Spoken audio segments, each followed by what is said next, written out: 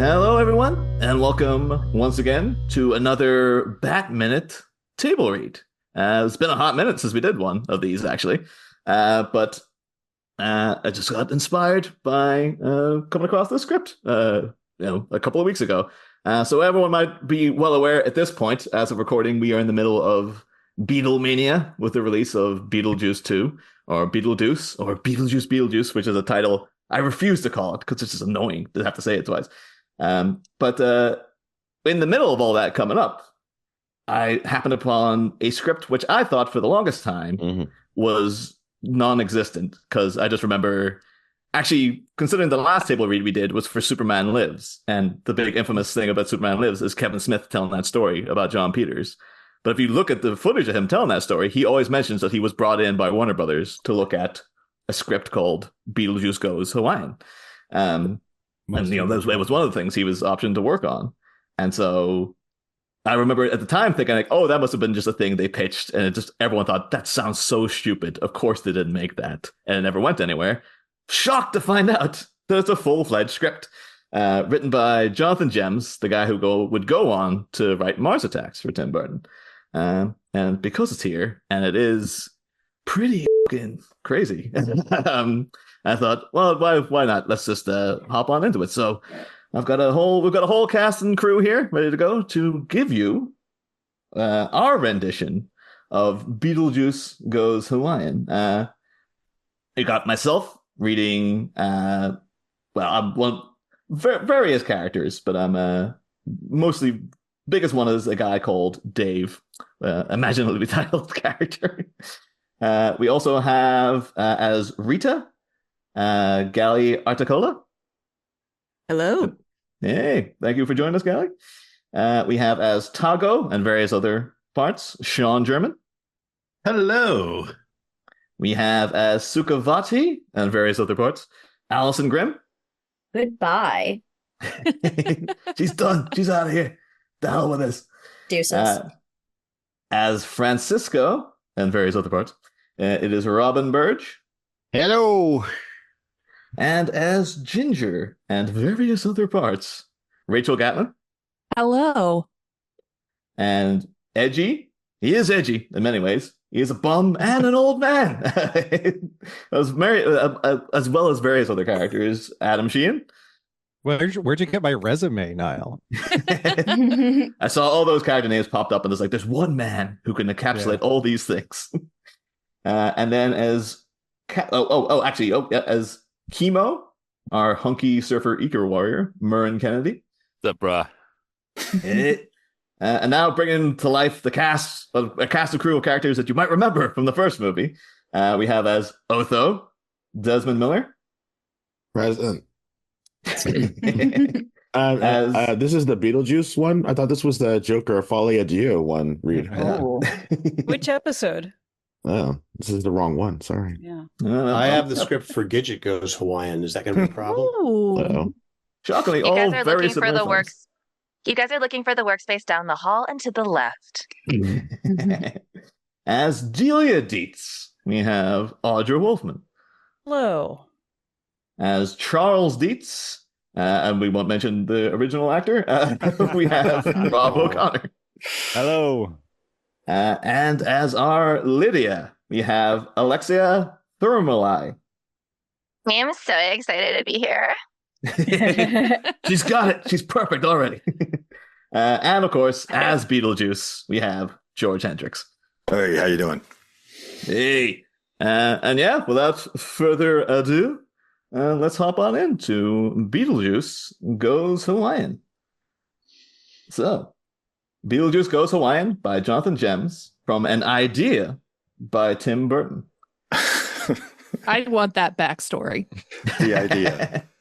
Yeah. He just wanted an excuse to film in Hawaii. Interior, Beetlejuice's bedroom, dawn. The small bedroom is a mess. Beetlejuice gets up. He is in pajamas. There's a woman in the bed. Her face can't be seen. Bleary, Beetlejuice pads through into the kitchen. Interior kitchen. He crosses to the stove, shakes the kettle to see if there's enough water, lights the stove, glances at the 2 watches on his wrist. He opens the window over the sink A rush of flame. He quickly shuts the window. He takes a toothbrush from a tumbler by the sink, brushes his teeth for a microsecond, slaps water on his face, then dries his hands under his armpits. A cockroach goes by. He picks it up, pops it into his mouth, picks up a jar of instant coffee and looks into it. It's empty. The kettle starts to whistle. He pours hot water from the kettle into the jar, swishing it around to pick up trace elements of coffee. Then he pours the pale brown liquid into a cup with a picture of Elvis on it. He nods respectfully to the image of the king, then slurp/drinks. New angle. The woman is standing in the doorway.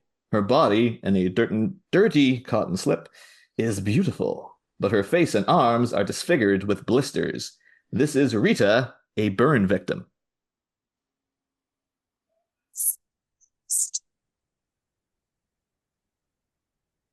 Sorry, I couldn't hear. Yeah, I couldn't hear you there, audio. Callie. Way too quiet. Oh, Yeah. there we go. Now Is now this we can hear better? you. Okay. Yes. Take it away, Rita. You want some breakfast? I'm late. He puts down his coffee, takes a janitor's coat from a nail in the door, and puts it on over his pajamas. He picks up a bucket and a mop and opens the door. Rita hurries over and gives him a kiss on the cheek. The ring finger on her left hand is missing. Winning tonight, and Give me a break. You think I want to be seen with you? Jesus. He leaves. Interior afterlife. Corridor with doors. Beetlejuice carries his mop and bucket down the false perspective corridor. A bum is leaning on the wall. A small dinosaur goes by. Spare change? No way. He opens one of the doors off the corridor and exits. Exterior, desert highway, dawn. Beetlejuice walks across thorny, stony desert with his mop and bucket. There are mountains in the distance. He approaches a highway. The lane going towards the mountains is empty. The lane from the mountains is packed with silent traffic, nose to tail as far as the eye can see. He passes a toll booth in which sits a tired, harassed girl. Hey, what's happening, babe? The girl, busy taking money from drivers, doesn't respond. Okay. Jesus, why do I waste my breath? He crosses the highway between two barely moving cars. The drivers are like zombies. Yo, lighten up. Goddamn zombies. There's a weird freestanding door at the side of the highway. Beetlejuice opens it and steps through. Interior kitchen. Rita is standing at the kitchen table, weeping. There's a knock.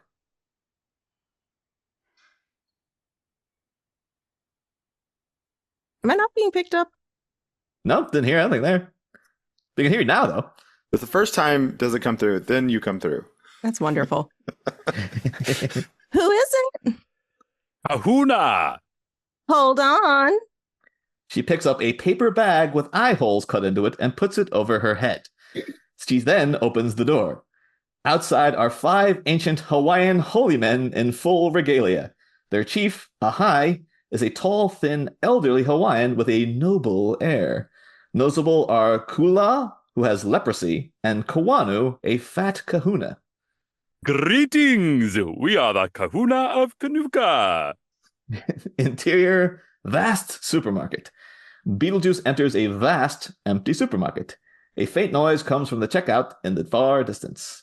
He takes up position near the canned soups and starts to mop the floor. The soups behind him are labeled Cream of Nowhere. Interior kitchen. Rita, with a bag over her head, is talking to the ancient kahuna who are gathered around the kitchen table. Ahai brings out a large book marked Revised A to Z Guide to Hell, 3rd level. He opens it. It's the 23rd exit left off the 19th corridor, then about a mile east. Interior, vast afterlife supermarket. Beetlejuice takes an old photograph from the inside pocket and fondly looks at it. Then he hears a noise. Halfway up the aisle in the cat food section, something moves. Beetlejuice returns the photograph to his pocket, and, holding the mop like a weapon, approaches a carton labeled Gone Cat, which shows the silhouette of a dead cat. Its 4 legs in the air. The carton shivers. Beetlejuice raises the mop handle. The carton falls, revealing a human head attached to a slug body. Its mouth is full of cardboard and dry cat food. He looks up at Beetlejuice, chewing. Scram! He hits it with the mop handle. The slug head slithers away. Beetlejuice tidies the shelf. These things had hands, I'd be worse than kids. He pulls out the old photograph and is about to look at it when... Greetings! Ah! Beetlejuice jumps. The ancient Hawaiians are standing behind him. Are ye Beetlejuice the bioexorcist? Who wants to know? We are the kahuna of Kanuka. So, this is the cat food section. Uskula, we need your help. Holy Island hath been violated. They have builded in the sacred ground all the bones of kings. That's too bad. We can pay. And what, shells? And potions? Sorry, fellas, no dice. I lost my license. Lost your license. The ancient Hawaiians look at each other, crushed. Beetlejuice mops the floor. Hawaiians, jeez. They shuffle off, grumbling. Beetlejuice looks round to check they've gone. Then he pulls out the photograph and gazes at it. Close on photograph, it is Lydia Dietz. Interior, moving helicopter, day. Close on, Lydia. Looking out of the helicopter window. The Hawaiian pilot is at the controls. Delia and Charles are looking out the window. We get round this point, you'll see Kanuka. Their POV. They're flying past a sea cliff from which cascade a series of waterfalls. Exterior, sky and Hawaiian coast, day. The helicopter, with floats, is flying, following the coast. Listen, Lydia, this'll interest you. In 1863, the King of Hawaii sold Kanuka to a British naval officer for $500. It stayed in his family for 127 years, and then we bought it. Close on, Charles. Though it cost a little more than $500. Exterior, sky, coast, day. The helicopter flies around the cliff. Interior, moving helicopter, day. There she is. Their POV. A few miles offshore is a tropical island with beaches, forests, lagoons, and a volcano. Kanuka, cheap at any price. Exterior, Beatnik Beach, day. Noise of bulldozer. Close on, beach. A family of crabs are strolling along. A shadow falls over them. Suddenly, the crabs are crushed under the tank tracks of a bulldozer. In the cab of the bulldozer, a Hawaiian driver operates the levers, a cigarette in his mouth. A second bulldozer is scooping up high-grade sand from a pile on the grass and dumping it onto the beach. Close on, shovel tipping sand onto a group of crabs. A good-looking Hawaiian enters the shot and starts to dig out of the crabs. This is Chemo. Two girls join him, Edgy, Hawaiian, and Ginger, African-American. They dig out the crabs. Chemo glances at the ocean. No sign of any surf? Edgy and Ginger look out to sea. Their POV. The sea is flat. The gods are angry. Chemo digs out a crab. It wobbles off towards the sea, dragging out one of its legs. Go, go, go. Chemo turns. Coming towards him is Otho, a clipboard in hand, angry and ridiculous in Hawaiian shorts, and 4 Hawaiian security guards, including Security Chief Bahuga, an ex-boxer. This beach is private. If I see you here again, you'll be thrown off the island. Let's go. Edgy, Ginger, and Chemo move off. Satisfied, Otho turns towards the bulldozers. His POV, the bulldozers have stopped working. Why have they stopped? I don't know, sir. This beach was supposed to have been done 3 weeks ago. Otho notices something at his feet. What's this? He bends down and picks up a small rock. What's this rock doing here? The guards shrug. Exterior, another part of the beach, day. Chemo, Ginger, and Edgy join the rest of the gang of beatniks who are gathered under some leaning palms near a group of surfboards. The others are Sukavate, American, Francisco, Mexican, Tago, Japanese, and Jerry, Hawaiian. Hey, these bulldozers really bum me out, man. Look. She points. Flying above the sea is the helicopter. Mr. Huge. Chemo looks thoughtful. Maybe we should organize another demonstration? Interior, moving helicopter, day. Close on, Charles. Deets Paradise Resort Hotel. Their POV. Below them, the hotel comes into view. It's a wild mix of most modern, deconstructivist, and vernacular styles.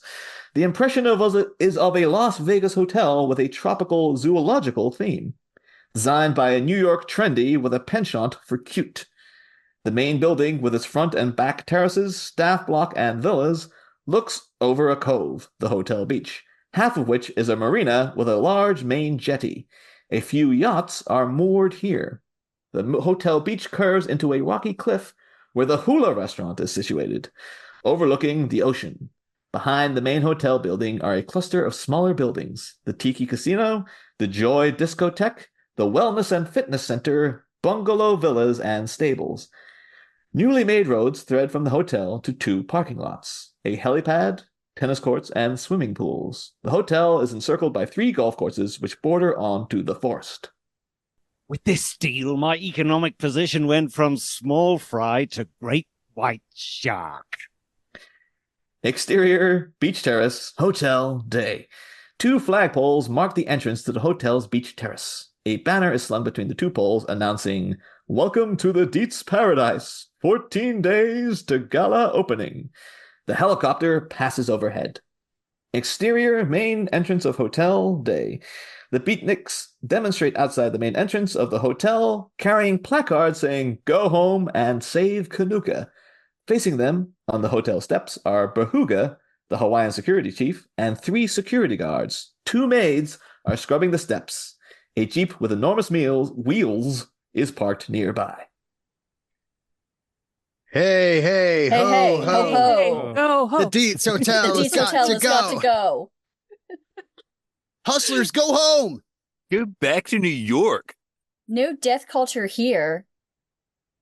Charles, Delia, and Lydia have appeared round the side of the building. They are heading for the Jeep. What's going on? Nothing. Charles steps forward and raises his hand. But this is an eco-friendly resort. My ass. We're on your side. Lydia notices the tousle-haired Chemo. She is urgently attracted. He returns her glance, curious. Then he confronts Charles. The blue turtle, the Oo bird, the Kalua, they're extinct on the other islands. This is the only island left. No time for this. Get in the car. This is sacred land. Bahuga and the guards push the beatniks away from the car. All we want is a meeting. Lydia and Delia get into the Jeep. We're on your side. Don't worry. Then why don't you meet with us? I'm busy. It's 14 days of the opening. Lydia looks through the car window at Chemo. Charles gets in. You destroy environment. No one cares more about the environment than me. Or He me. starts the car. Bahuga and the guards pull the beatniks away from the car. Go home! Go home! Go home! Go home! home! Go home. The Jeep drives away. Lydia looks out the rear window. Exterior, Hula restaurant, day. The Hula restaurant is Hawaiian in style with a thatched roof. It overlooks the ocean. The big wheeled Jeep is parked outside. Interior, Hula restaurant, day. Charles, Delia, Otho, and Lydia are seated at a window table. A pretty Hawaiian waitress wearing a button saying, "Happy to serve you," puts 4 tropical cocktails on the table and leaves. In the background, 2 workmen are varnishing the paneling. Otho raises a glass. Here's to Lydia's first visit to Kahuna. They all Kanuka. clink glasses. How was college? Okay. You know Otho is the architect. He designed all of this. Lydia nods. Have you had the tour? Not yet. Close up, Lydia frowning. Her POV. In a far shadowed corner, the ancient kahuna are sitting at a table playing drafts. Angle on ancient kahuna. There must be other bioexorcists. That girl can see us. They turn to look at Lydia. Ahi makes a magic pass. They vanish. Lydia? Lydia, Otho's talking to you. Oh, sorry. I thought I saw something. It doesn't matter. Don't forget, we're seeing Mr. Maui this afternoon. Ah, yes, the great Mr. Maui. Who's that? Island Holy Man. Delia wants him for the hotel. We could do psychic readings for the guests. Charles nods appreciatively. Exterior countryside, day. A white Range Rover is driving along a narrow dirt road. Interior, moving car, day. Delia is driving. Otho is in the passenger seat. So how's it going with Mr. Dietz? He gets worse.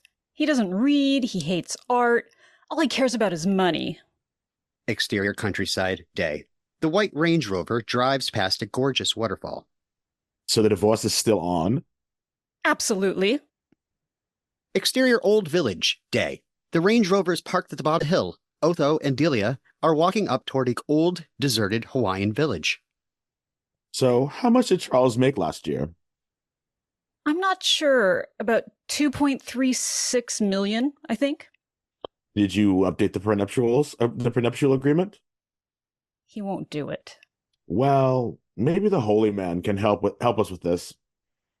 Exterior Mr. Maui's hut, day. Otho and Delia are outside a grass hut. Otho knocks.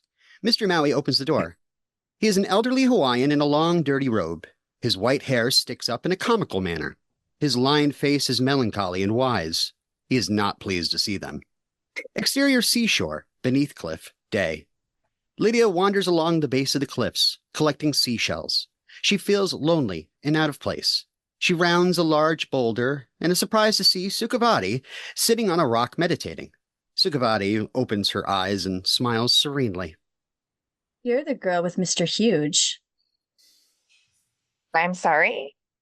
At the demonstration. Oh, that's my dad. Why'd you call him Mr. Huge? When he first came here, he went around saying, "It's gonna be huge." Ah, yeah, that sounds like my dad. Lydia grins. It's the first time we have seen her smile. Exterior ocean day. A school of dolphins is swimming by. Exterior Beatnik Beach, day. Lydia and Sukhavati walk along the beach. Sound of music coming from the beatniks in the distance. How about you? So, after I leave college, I'm gonna be a roadie. That's so interesting. Yeah. Or maybe go to acting school or be a scientist. Genetic engineering's cool. Maybe fashion design. I haven't decided at this point. Oh, I'm Lydia, by the way. Sukhavati. Sukhavati. That's an unusual name. It's what I was called when I lived in Atlantis. Oh. What'd your mom name you? Esther. Well, I gotta go. Nice meeting you. Sukhavati heads off toward where the beatniks are gathered, under some leaning palms. Lydia watches her go, feeling rejected. Exterior countryside, day. Delia and Otho are going down the hill toward the white Range Rover. They have both been stimulated by their meeting with the holy man. He's amazing. Wonderful. The real thing. Did he give you a mantra? Yes. We, Kupo, brace, for knee. What's yours? Oh, what a dorky arm. Exterior chicken ranch. Old Hawaiian village day. A dirt road leads from the Hawaiian village to an old clapboard ranch house with chicken huts and a corral containing 2 horses. On the porch is a large cage containing an injured parrot. Interior main room. Ranch house day. The interior is an eclectic mix of farmhouse, Hawaiian, and beatnik. There are 2 dogs and 6 cats. There's a pot of stew on the table. Tago ladles out a bowl for Francisco and himself. Edgy, Ginger, Sukavati, Jerry, and Kimo are eating. Sukavati is reading from the Deets Paradise brochure.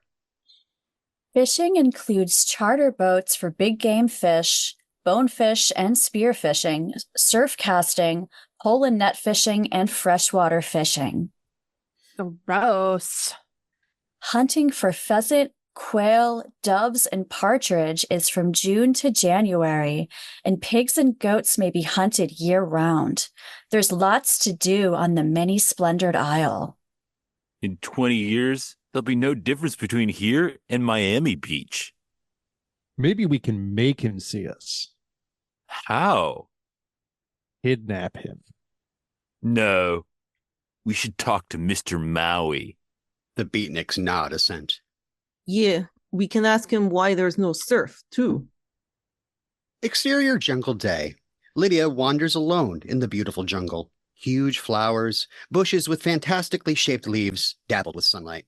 A big blue and red butterfly lands on her head. She goes very still and slowly reaches up.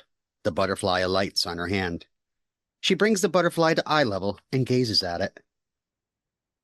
You're so beautiful. And I'm so miserable. The butterfly flaps away over the lush exotic vegetation. Exterior dirt road day. The Range Rover drives along the dirt track. The voices of Delia and Otho reciting their mantras fades in. Oh, what a dorky door. arm. Shimar, Oh, way, what a dork Koopa, I arm. Reka, Oh, Fo, what a Ni, dork Foka, I Ni. am. Suddenly the car brakes. Otho almost goes through the windshield. Delia, what are you Interior- doing? Sorry, go ahead. Delia, what are you doing? I've never been so insulted in my life. What do you mean? Don't you get it? The mantra. Oh, what a dork I am. Coincidence. Do yours. Way, Copa, Bisphony? Realization hits. Wake up, Bo Bisphony? He stares at Delia, dumbfounded. Exterior village day. Mr. Maui sits, cross-legged, on the ground, outside his wattle and daub, grass-roofed hut. The beatniks sit gathered around him. You stupids. You want Maui to help? Maui can't help. Everybody's gone to the Wick for the hotel. The whole village is kaplooey. Why is there no surf? Look, it's over. It's doomed. Everything's finished. Gonzville. 0, man.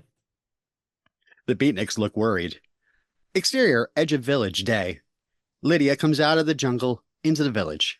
She looks around at the deserted huts. She can hear voices. Exterior Mr. Maui's hut day. Mr. Maui's posture denotes hopelessness. What if we chant? You stupid. No. We could burn down the hotel. No. They got the Howley magic there. Howley magic? Insurance. There must be something we can do. Well, maybe there's one guy who could help us with the surf. Who? Well, that guy actually would be her. The beatniks turn. Lydia is peeping out from behind a grass hut. Exterior, Mr. Maui's hut, day. Lydia is sitting in the center of the circle of beatniks, opposite Mr. Maui. He has both his hands on her forehead, his eyes closed. The beatniks watch, transfixed. He removes his hands. You are my idol. You have the gift.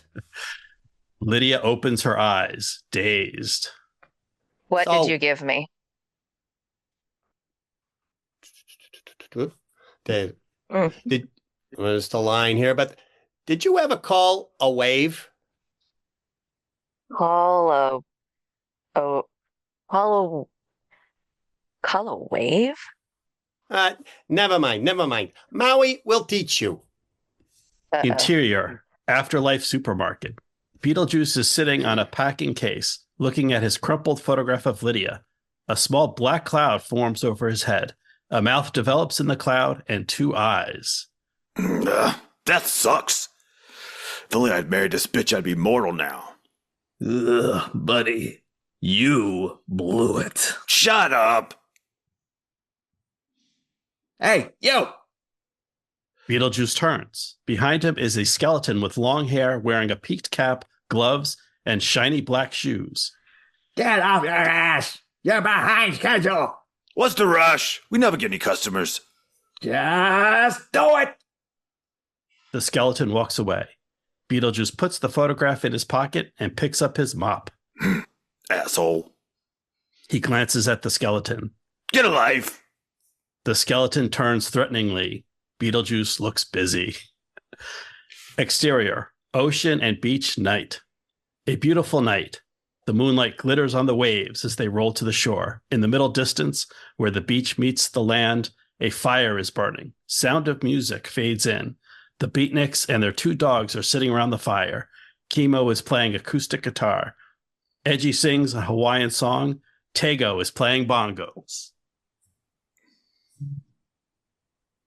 Surfboards are planted in the sand. There are blankets, sleeping bags, and pillows scattered around. The beatniks are clearly going to spend the night on the beach. Exterior, rocks and sea, night. Music, distant. Lydia, in a trance, sits on a rock, facing out to sea. She takes a deep breath and sings. The sound which comes out of her mouth is extraordinary, alien, more like whale song than anything human. Exterior, beach, night. What was that? Chemo stops playing. The beatniks stop and listen. From far away comes the strange sound of Lydia calling a wave. Exterior, rocks and ocean, night. Lydia is singing. The sea is noisier than before. A swell rises and rises further. It picks up momentum. A series of shots. Lydia singing. The beatniks noticing the swell. Look. The swell rising until it hits a wall of water moving into land. The beatniks run to get their surfboards and heads towards the sea. The 2 dogs dance down the beach, barking joyfully. Lydia sings, transported. The wave starts to curl and break. The beatniks stand at the shoreline, watch the wave, excited. Lydia sings. 100 yards out, another swell begins. Here comes another one. The beatniks rush into the water with their boards, the moon reflected in the ocean. Lydia singing. The deserted fire burning and crackling. The beatniks paddling out. The wall of water approaching. Chemo is the first to catch the wave. He leaps up on his board. Lydia sings. Chemo surfs. He is a superb surfer. The other beatniks catch the second wave. Everyone surfing in the moonlight. Interior. Hula restaurant. Night. Long shot of ocean from cliff top. Pull back. The ancient Hawaiian ghosts are looking out the window at the revived sea and its rolling surf. The surfing beatniks are like dots in the distance. Someone hath countered our spell of secession. Exterior. Rocks and ocean, night. Lydia stops singing and comes out of her trance. She is exhausted, but elated. All around, waves are crashing. Foam is spilling and splashing around the rocks. Exterior. Beach. Night. Under the leaning palms, the beatniks and their 2 dogs settle down to sleep. The fire is dying down.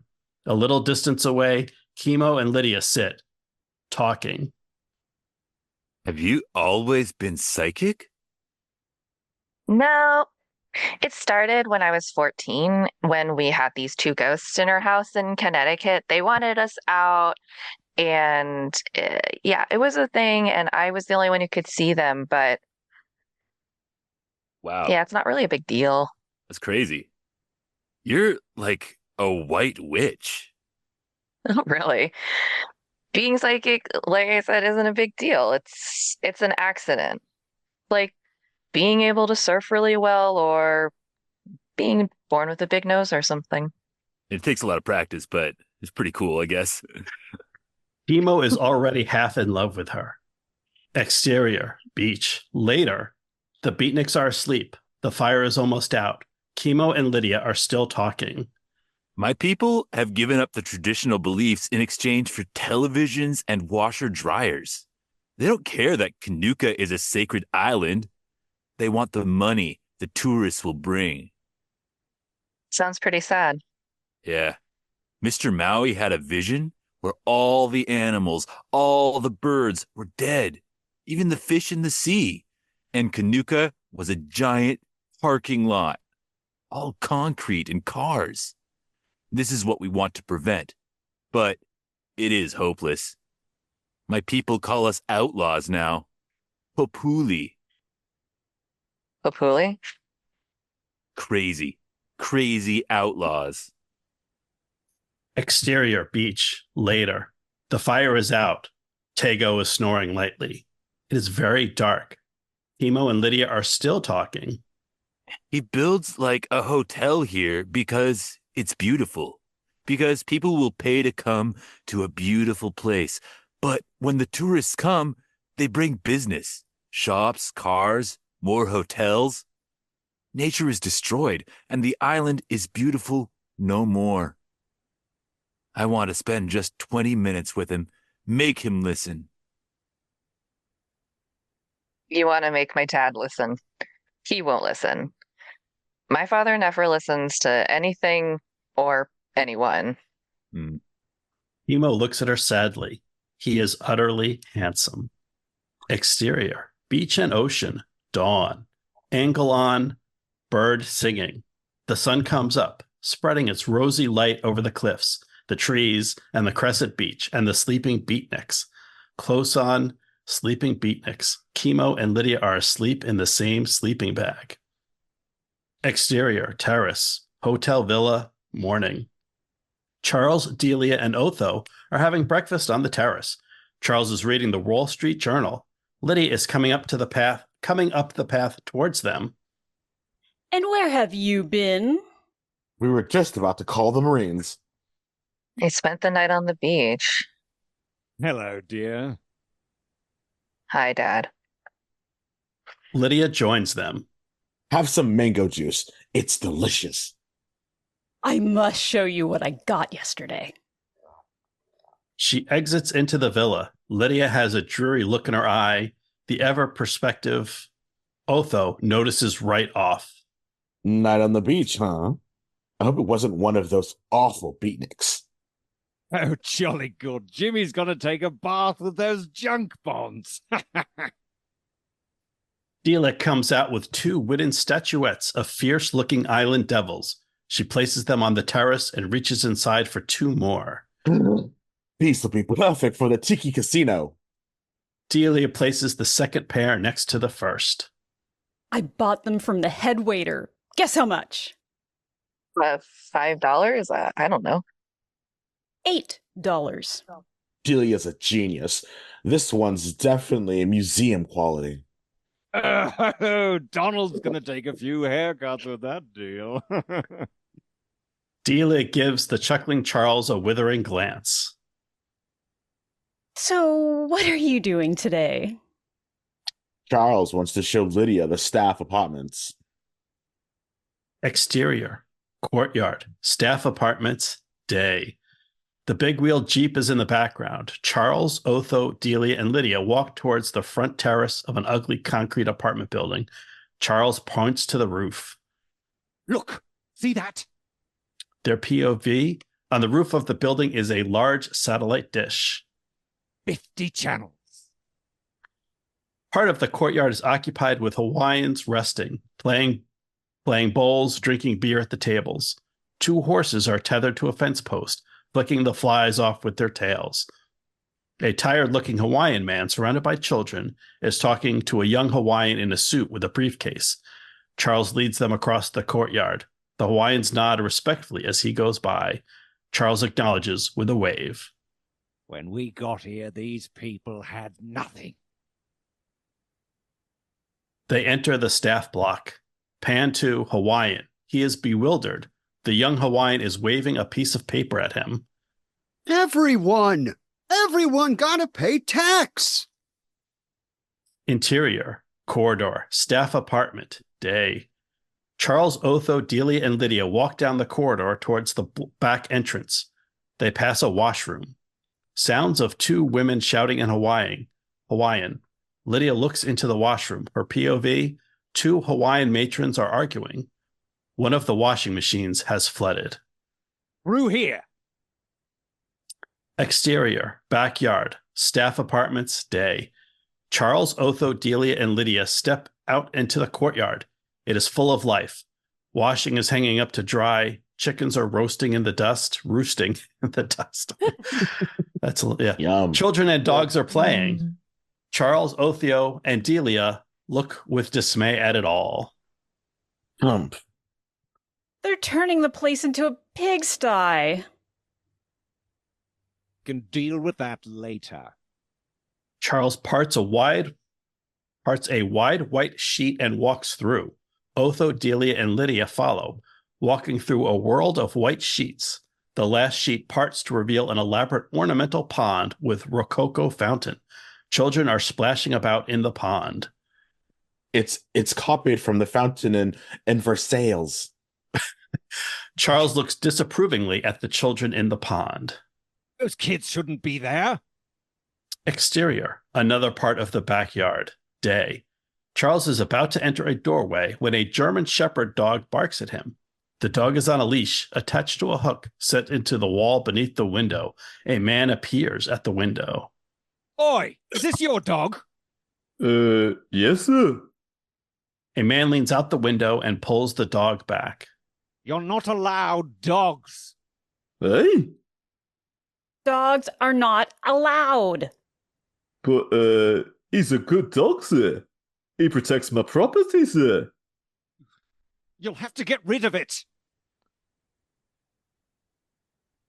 Charles steps through the door. Otho, Delia, and Lydia follow.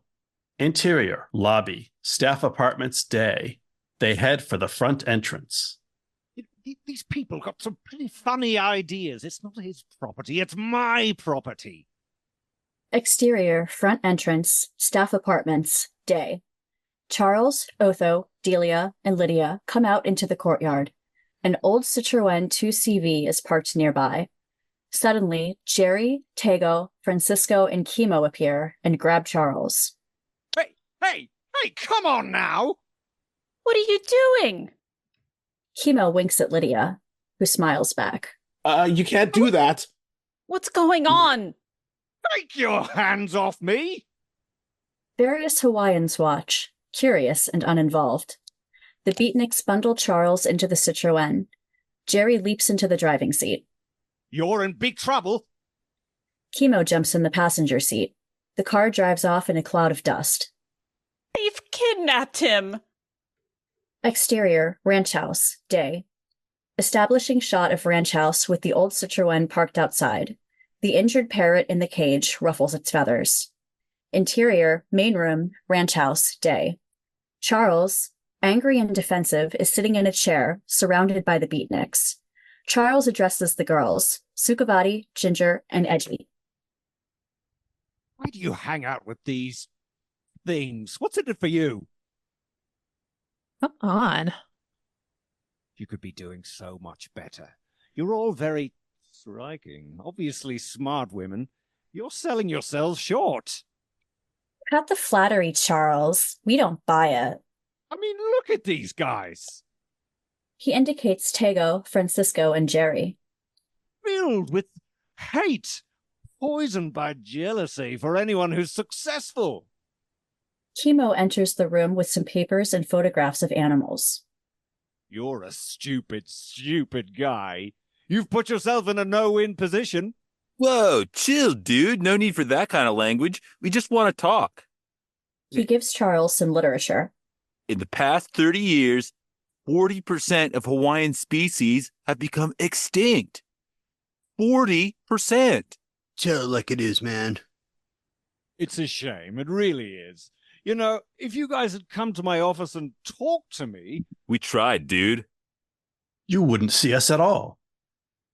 Ladies, why did you come over to the winning team? It's only human nature to want to go with the winners.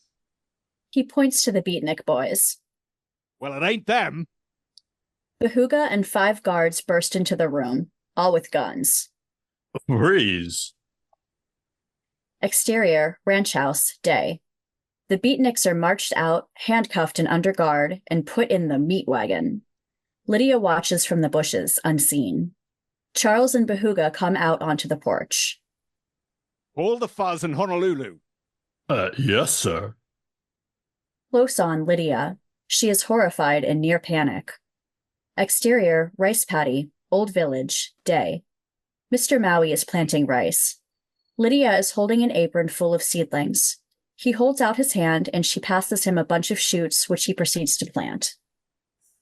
So I thought the best thing to do was to call him, but I always said that I would never, ever, because he's kind of scary and really scary, actually. But this isn't a real emergency. My dad says Kimo's going to get 10 years for kidnapping, and I can easily send him back. I can just say his name 3 times, but when I called him, nothing happened.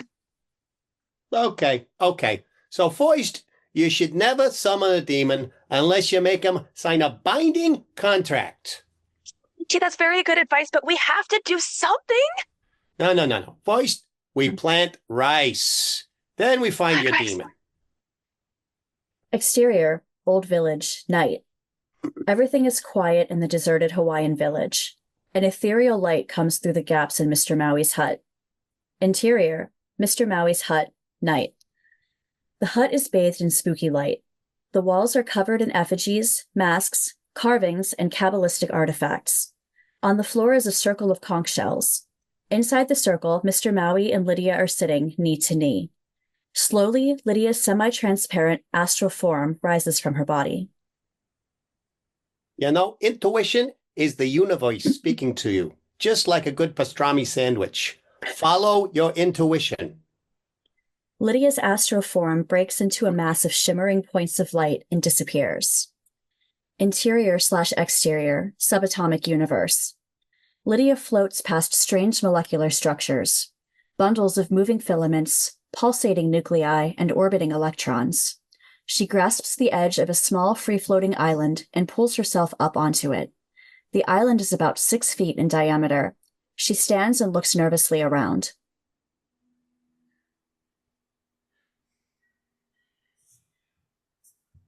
Mr. Maui. Where am I? Oh, follow your intuition, and I'll look at the script. She recovers her courage, steps off the island, and floats down to a pale cream ribbon-like pathway, which loops and twists into the distance. She walks along the pathway. She notices something on the path ahead of her. Her POV. Moving slowly along the path is a small green worm. She picks it up.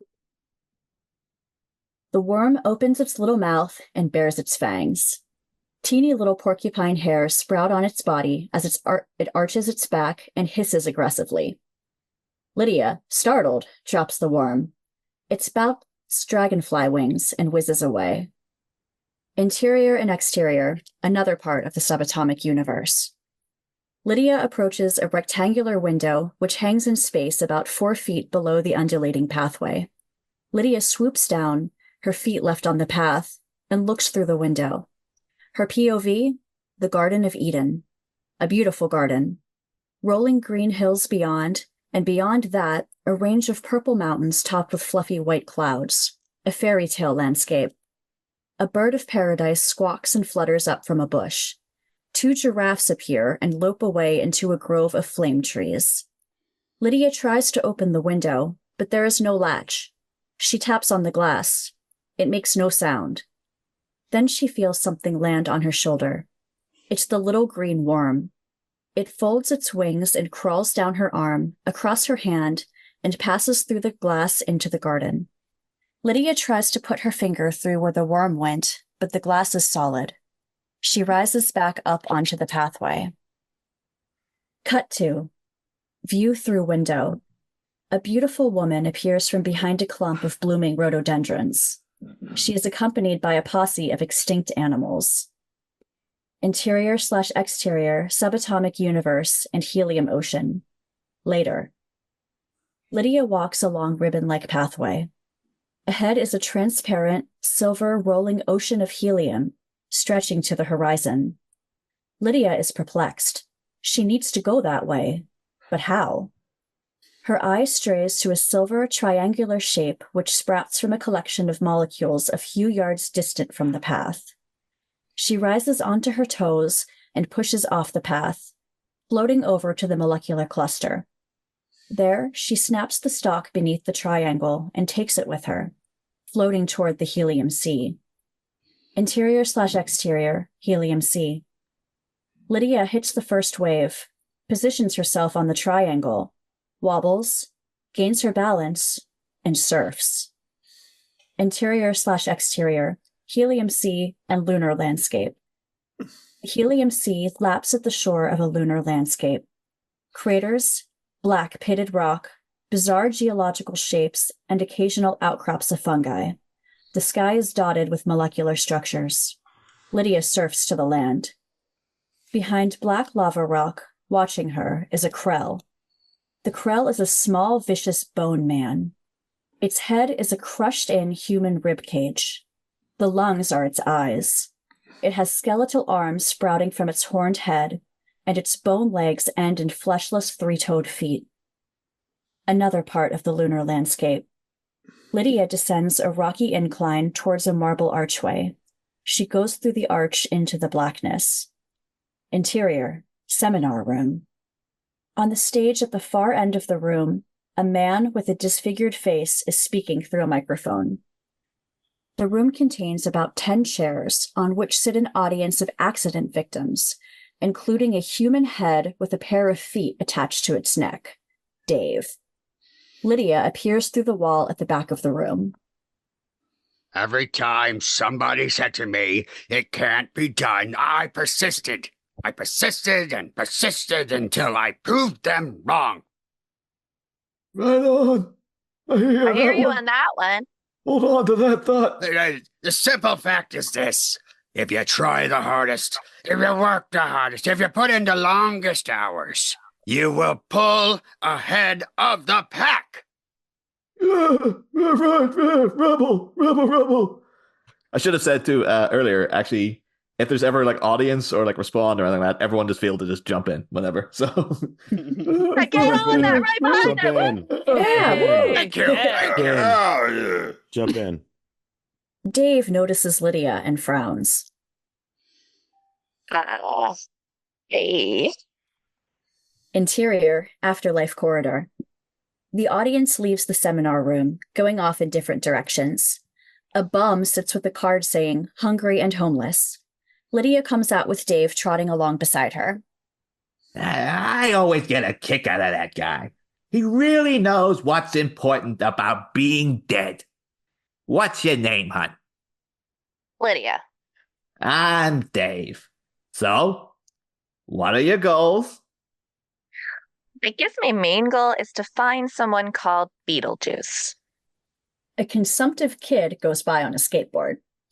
Maybe I can help. Really? Sure. Aren't you gonna ask me what my goals are? Sure. I'm really sorry. What are your goals? 1, get a body. 2, fall in love. 3, qualify for the reincarnation program.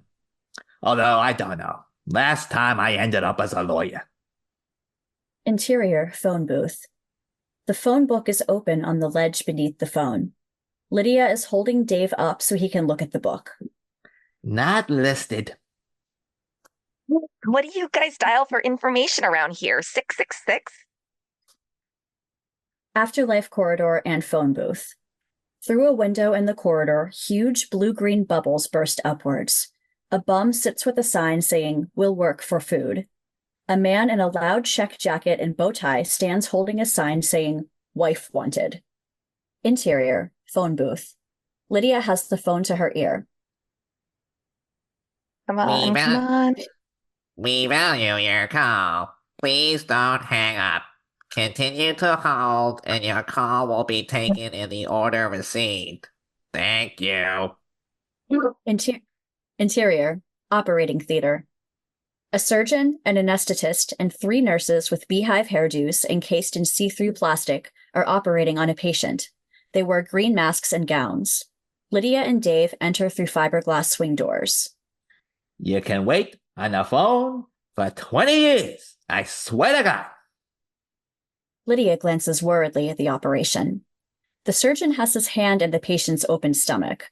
He pulls out a bloody squid-like animal and throws it into a bucket. Interior, afterlife stairway.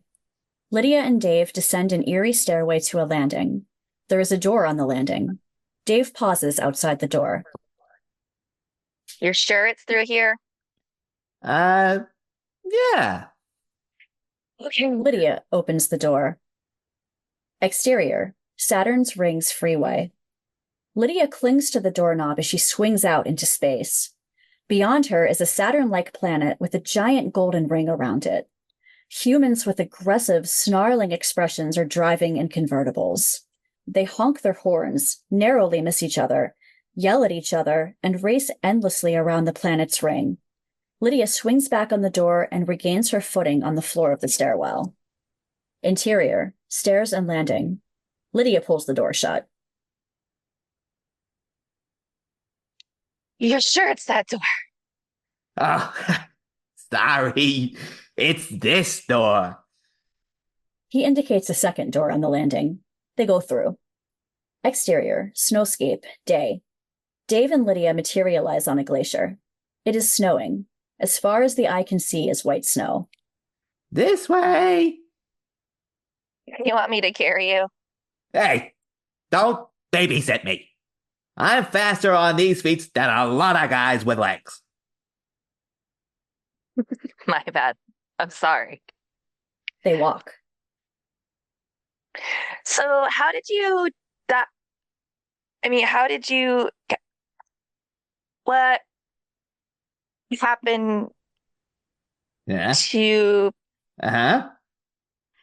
your body? Yeah. Beats me. Why does anything happen around here? Dave disappears down a hole. Lydia looks down into the hole. Dave? Come on! Lydia slides down the hole. Interior, foyer, afterlife restaurant. Lydia and Dave shoot down a slide into the foyer of a restaurant. Behind the reception desk is a woman in black, her face hidden behind a black lace scarf. Did you book? We're not eating. Is Spike here? You'll love this guy. Interior, afterlife restaurant. Lydia and Dave pass the hat check counter. A smartly dressed couple are at the hat check counter. A Chinese girl with no eyes is hunting through the rail of coats. My wife has the beaver. The blind Chinese hat check girl pulls out a beaver coat. The heads on the fur coat are alive, snapping and snarling. New angle. The restaurant is a small, trendy place with black and white tiled floors. Jackson Pollock paintings on the walls and a bar. Behind the bar is an aquarium filled with mutant fish. Lydia helps Dave up onto the bar stool. That's him. Spike, the waiter, is an elegant black man wearing earrings, dark glasses, and a small white apron. He is serving a table of hypnoids. They are headless people dressed like pop stars. They fork spaghetti directly into their necks and suck it in. Seated at other tables are a Bigfoot couple eating daintily with knives and forks, a snake woman eating eggs, a gourd matador romancing a blue-faced female long-distance swimmer in a bathing suit. A bodybuilder is posing pouch, drinking a glass pitcher of apricot-colored vitamin snake, and an old couple dipping crackers into their soup. Hey, Spike. Yo, Dave. Skin me. They slap hands. One of the hypnoids sneezes, blowing spaghetti over Dave. Ah! Ah! Spike wipes him off with his cloth. Listen, Spike. You ever catch a guy by the name of Beetlejuice? Beetlejuice. Wait a second.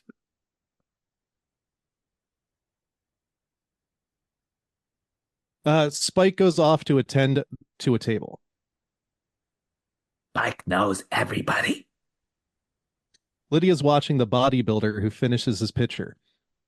Then his muscles go into spasms. He struggles, falls to the floor, and is strangled by his own neck muscles.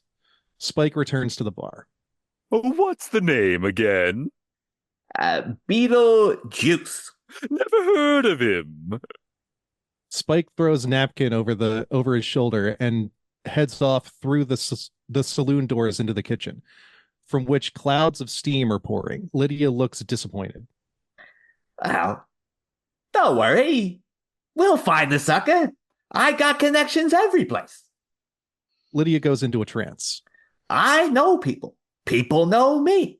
I even know people that ordinarily you wouldn't even want to know. Mr. Maui, can you hear me? What? Oh, hello, Lydia. Maui here. You are a ghost in this world of the dead, so you can do anything. Concentrate, focus, visualize. Remember how you called the waves. Lydia nods. Dave is looking at her, concerned. You okay, hun? Lydia puts her hand on his head. They both disappear. Angle on old couple. The old man pushes away his empty soup bowl. That soup sure was filling. Oh, I bet it was. Interior Afterlife supermarket. Beetlejuice is sitting on a packing carton behind the end of one of the shelves, reading Pent Up magazine. Hello, stranger. Ah! Whoa! Why does everybody sneak up on me? He turns and sees Lydia and Dave. He is stunned. Is it you? Not sure who else you think it would be. How did you get here? I came out of my body. Where's your body now? He touches her. His hand passes through. Dave is shocked. You're not dead. Look, I'm only here because I need your help. Dave runs off and hides behind a display of soap powders. Well, it took away my license. What can I tell you? Angle on Dave. This is messing with my head. Lydia turns to face Beetlejuice. Look away your... Okay. If I get your license back, will you, in return, scare some developers off an island? How are you going to get my license back? Will you do it or not? Give me a second. Beetlejuice steps around into the next aisle. Interior next aisle. Alone, Beetlejuice ponders. The dark mind cloud appears above him. I want her. I want her. I don't want to get out of here. I want to be mortal. Listen, buddy. She has to fall in love with you. No problem. And marry you. Piece of cake. Interior previous aisle, Afterlife supermarket.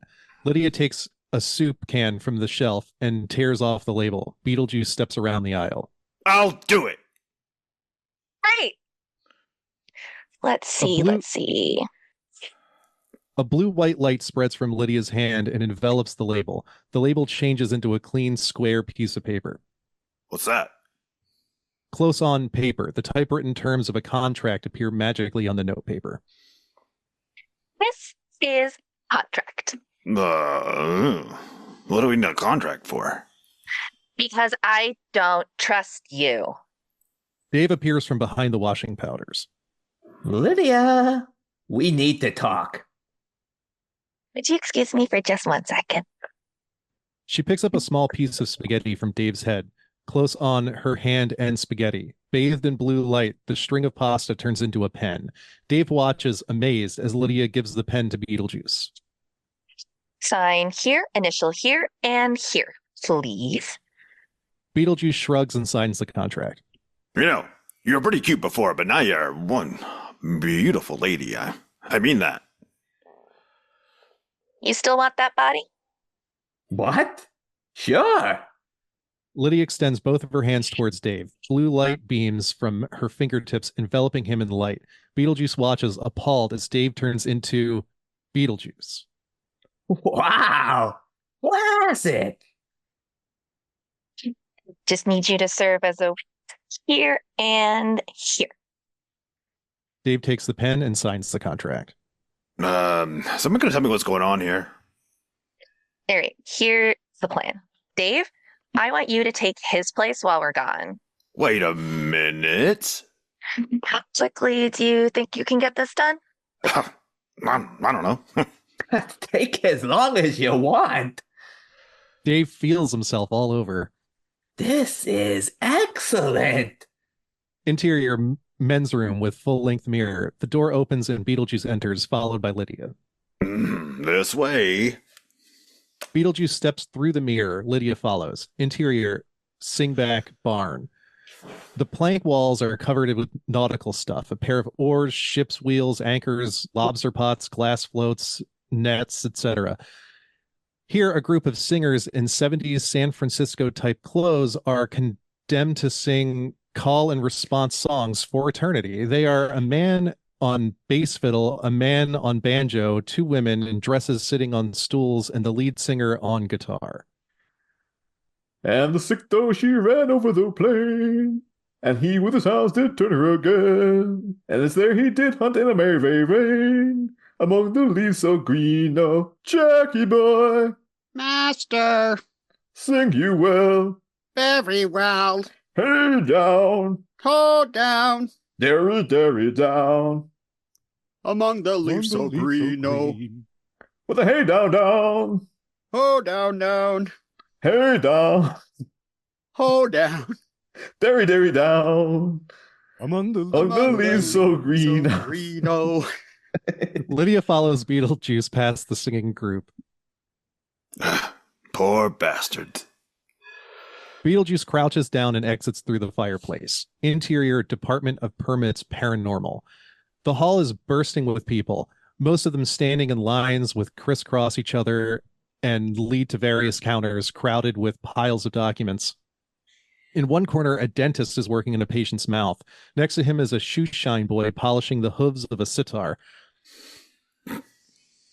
Or satyr, sorry. The officials at the busy counters are harassed and angry. There are lots of signs on the walls and hanging from the ceiling. Inquiries, written texts here, registration, checks cash, no IDs required, bad credit, no problem, parking lot sale, 50% off savings, discounted body parts. The people standing in the line include wizards, witches, bishops, gargoyles, witch doctors, yogis, magi, priestesses, vampires, demons, and a pope. Lydia and Beetlejuice are standing next to a witch. So, this is in line for bioexorcist, right? For those that understand, no explanation is necessary.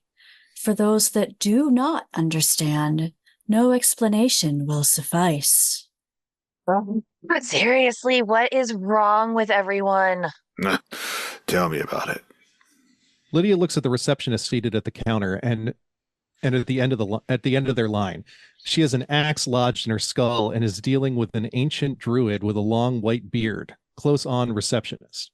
Take this to window E and show your old license, written and practical pass papers, death certificate, and a recent photo. Next.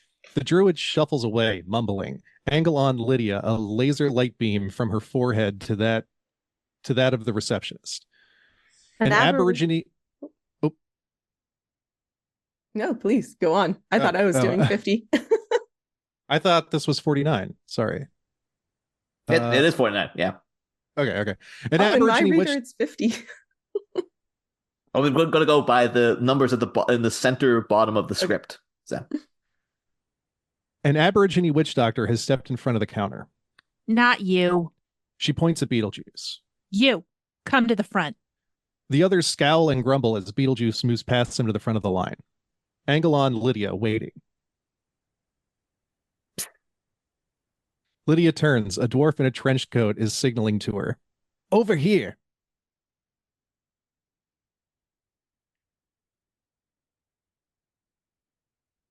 Lydia. What? You called me over here. What do you want? Lydia goes over to the dwarf who looks her up and down with lust. What do you need? Maybe I can help you out. I need one bioexorcist license. Those are a tough item. What do you got? Lydia shrugs and shakes her head inquiringly. Credits? Earwigs? Casino action? Lydia shakes her head. Tell you what, I'll do it for a smoke. A cigarette? I don't have any cigarettes, but a smoke of what? You. Angle on Beetlejuice at the counter.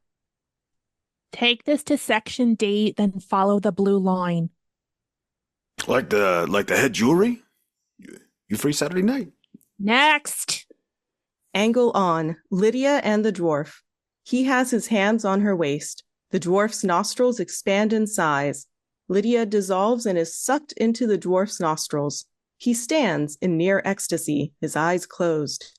Wisps of the vaporized Lydia trail from his nostrils. Angle on Beetlejuice. He is following a blue light painted on the floor. Angle on Aborigine witch doctor at the receptionist counter. I lost my keys. Angle on dwarf. He exhales. Lydia comes back out of his nostrils, her hair mussed. Boy, am I baked. He opens his coat. The inside is bursting with different documents. He selects a piece of paper and gives it to Lydia. Here. Close on, paper.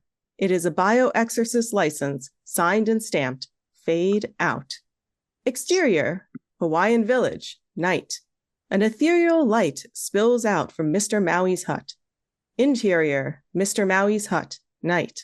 Lydia's astral body returns to her earth body. Her earth body wakes. Lydia is groggy and stiff. Mr. Maui enters the shot with a glass of water. Welcome back. Lydia nods, takes the glass of water, and drinks. Thanks. Okay. Let's try it. She takes a breath. Beetlejuice. The walls shake. Beetlejuice. The walls shake more. Masks and wall hangings fall to the floor. Beetlejuice! The door of the hut flies open. A violent wind rushes in. Lydia and Mr. Maui are blown over. The wind dies down. A column of smoke appears. Beetlejuice steps out of the smoke. He is dressed like a parody of a tourist in hat, dark glasses, shorts, and a t-shirt saying, "Tight butts drive me nuts," and carrying a giant cooler. Is this the right fashion message? Exterior, Hotel and Ocean Terrace, day. The banner at the Ocean Terrace entrance says, "Welcome to the Dietz Paradise, 9 days to gala opening." Interior, laundry room, staff block, day. An army of maids is bleaching the sheets. The room is full of bleach fumes and steam. Close on, maid poking swirling washer tub filled with sheets with a stick and pouring in bleach. She steps back, coughing. Exterior, staff block, day. The background is festooned with sheets drying in the sun. Close on, drain pipe. The hot white bleach water gushes out of the pipe and into the drain. This is a unintentionally sexy scene, isn't it? Exterior, woods and river, day. Exotic Hawaiian woodland with flamboyant flowers. A bird alights on a tree. Close on, sewer pipe. The hot bleach water bubbles into the river. 2 semi-bleached frogs come out onto the bank and cough. A rainbow trout bellies up in the river, dead. Exterior, golf course, day. Close on, honeycatcher bird on tree branch, singing. Delia and Charles, with golf bags, approach the green where their golf balls are. You still want the divorce? Oh, you're muted, Audra.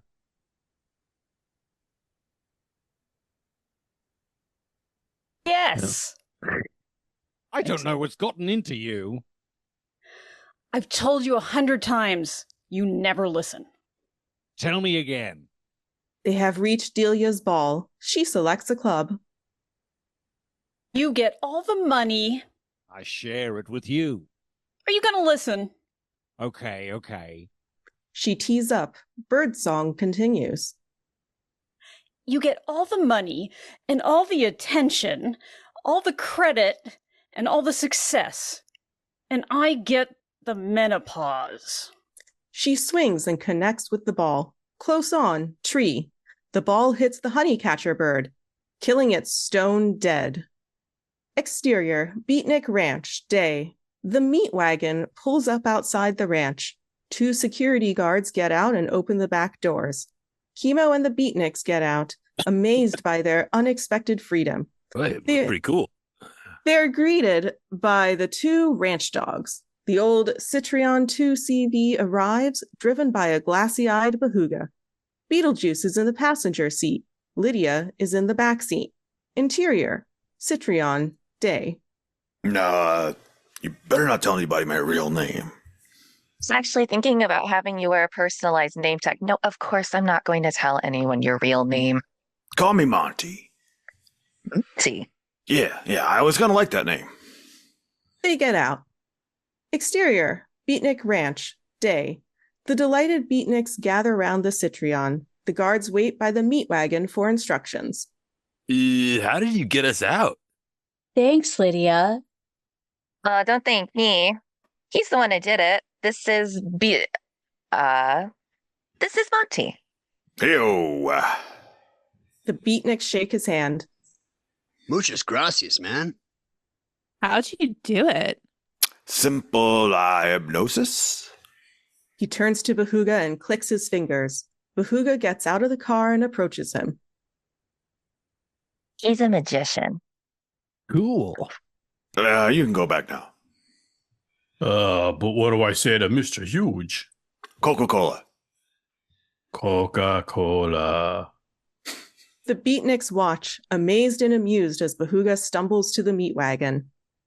Back to base. They get into the meat wagon and drive away. Beetlejuice takes Lydia aside. Hey, so how about you let me have a few days on the beach? I need a little fun. I ain't had a vacation in 400 years. Fine. All right. Just 3 days. Then you can scare off the developers. Sure. No problem. Exterior, hotel, marina and hotel, beach, day. Series of shots. The ocean, the waves are rolling high. The marina, a dozen yachts are moored against the jetties. A passenger ferry is docked at the main jetty. Tourists of all ages are streaming off the gangways. Hawaiian girl greeters in grass skirts put lei around their necks. A group of good-looking surfer boys and girls with bags and surfboards head for the beach. The biggest of the group, Biff, pushes through and takes the lead. 3 matrons are among the tourists heading for the hotel. You know, it looks nice, but last year Harold and I went to Borneo. Now that was a vacation. I've been to Borneo. Didn't care for it. Exterior, hotel beach, day. The sea is full of swimmers, canoeists, windsurfers, and surfers. Close on, beach. The beach is jumping. Hotel stewards are renting out towels, beach chairs, and beach umbrellas. Builders and decorators are putting the finishing touches to a tropical beach bar. 2 babes in bikinis are sunbathing and reading magazines. Hi, girls. The babes look over the tops of their sunglasses. Beetlejuice is standing above them, dressed like a cool New York photographer on holiday. He has a camera in one hand. I'm Bruce Weber. He puts out his hand and smiles politely. The photographer. Melinda shakes his hand, uncertain. Bruce Webb, the fashion photographer? Both girls sit up and take notice. I'm not working at the moment, I'm on vacation. But when I saw you 2 beautiful babes lying out here like a pair of mouth-watering weenies in doggy heaven, I said, whoa, get your camera, Bruce. These 2 chickies wanted to make the cover of Vogue. Beetlejuice nod. Sorry. Beetlejuice nods and walks around them, contemplating them with a professional eye. What's your name, gorgeous? They call me Melinda. Okay, Melinda, I need you on all fours with your butt facing me. He turns inquiringly to Dana. Name? I'm Dana. Dana, what you do is sit on her back. This is just a test shot. Oh, okay. The girls follow instructions. Like this? Rear end out just a little more, Melinda. He surveys them with a critical eye. Melinda, turn the top half of your body around as far as it'll go. Dana, turn around and face me, but don't move your buns. They do so. What do I do with my hands? Behind your head, arch your back, stick out your jugs. Another angle. Two bodybuilders are lifting weights. They notice Beetlejuice and the contorting babes, their girlfriends. Dana, now this could be tricky, but if you want to try it, lift your right leg over Melinda's left shoulder. I don't think I could do it. Here, I'll help you. The bodybuilders put down their weights and walk over to where Beetlejuice is pushing and pulling the two babes into absurdly sexy positions. Just as he is adjusting Dana's breasts, he is pushed roughly on the shoulder. Hey, do you mind? I'm working. Like hell you are, brother. Babe, don't be so jealous. It's Bruce Weber, the Vogue photographer. Oh, cool then. Exterior, Hotel Beach, later. Marty, Troy, Melinda, and Dana are contorted into a 4-person human totem pole. Beetlejuice steps back and admires his creation. Behind him, a family are playing volleyball. 2 of the kids are staring at the human totem pole. What's that? A bunch of yo-yos. Exterior, hotel. Parade of shops. I'm not even going to read that. Day. Through the window of a clothes store named... It's like Armani, but not. Can be seen... Armani, I think. Yeah. Armani. Can be seen Charles, Otho, and Delia. Delia is talking with the pouty ex-fashion model shop assistant. 2 elderly tourists go by, filming the shops with a camcorder. Interior, Armanalegi Day. Delia is holding 2 silk tops, one blue, the other black. Charles and Otho are talking. Haven't they finished yet? Tomorrow, he says. Ooh, good choice. Delia is holding the black top against herself. No. Tractor is ripping our faces off. Through the shop window, the hulking Behuga can be seen. He enters the shop. I know. What can I do? Angle on Delia and the shop assistant. Can you work out the discount? New angle. Get rid of the beatniks.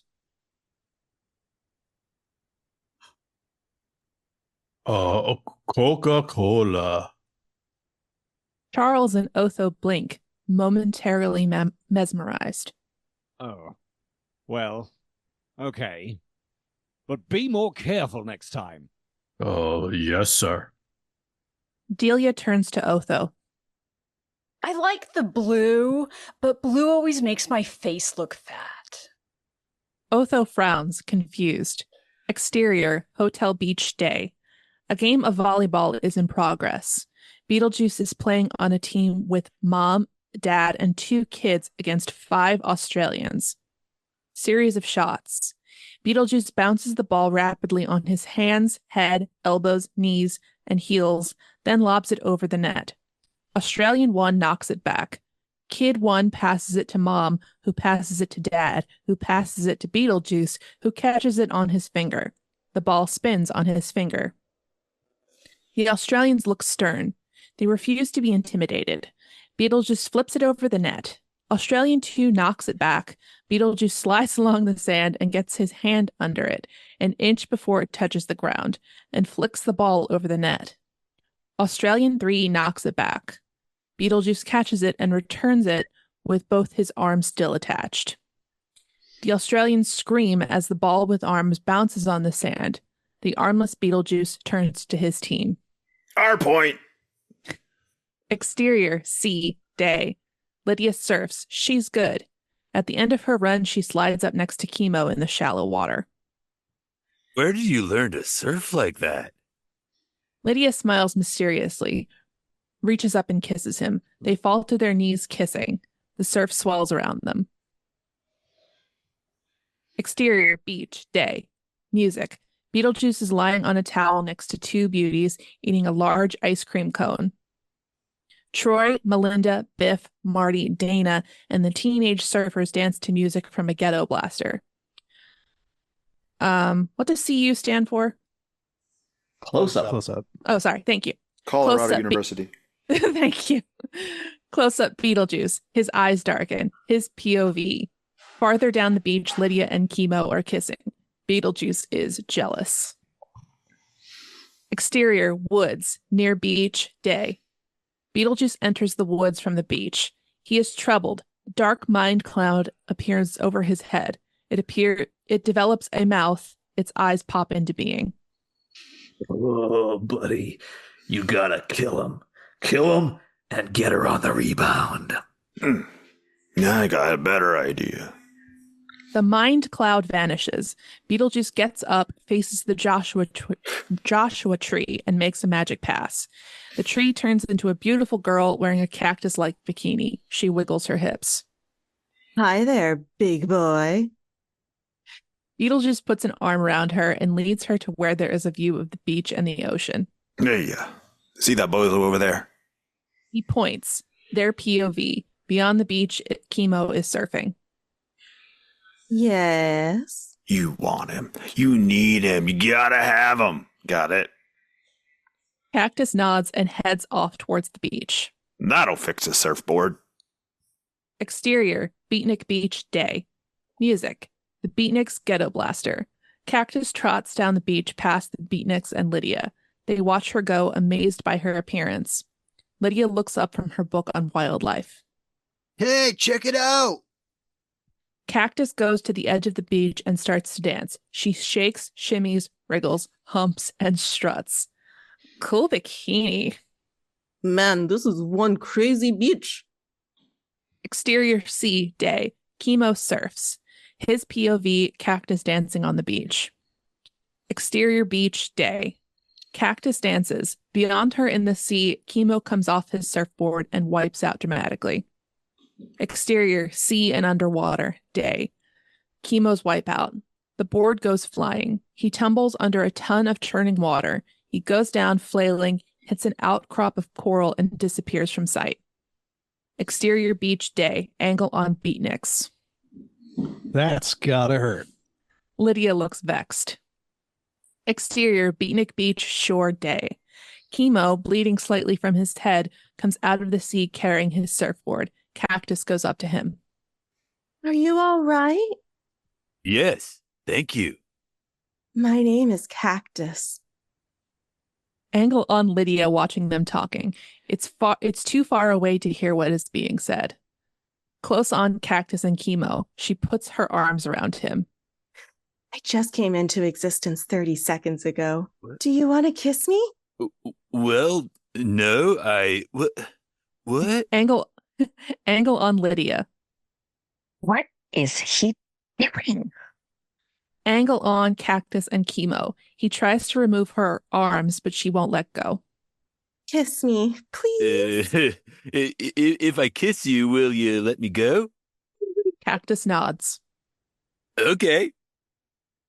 They kiss. Cactus puts everything into it. It's one hell of a smooch. Finally, Chemo pulls away, dazed and breathless. Ugh. Angle on Lydia watching them, furious. Thank you. Exterior, lagoon shore, dusk. Music, a band is playing. Behind them, the lagoon reflects the rays of the setting sun.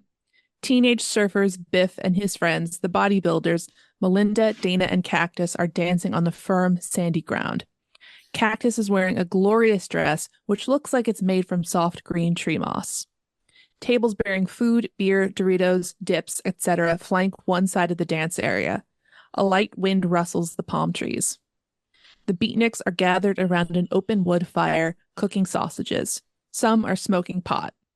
Lydia and Beetlejuice are sitting together. Chemo is speaking. There's media people coming, right, Lydia? 2 of the networks. Good. We have to make this the biggest protest yet. We'll be on TV. Yeah. Maybe Monty could do something.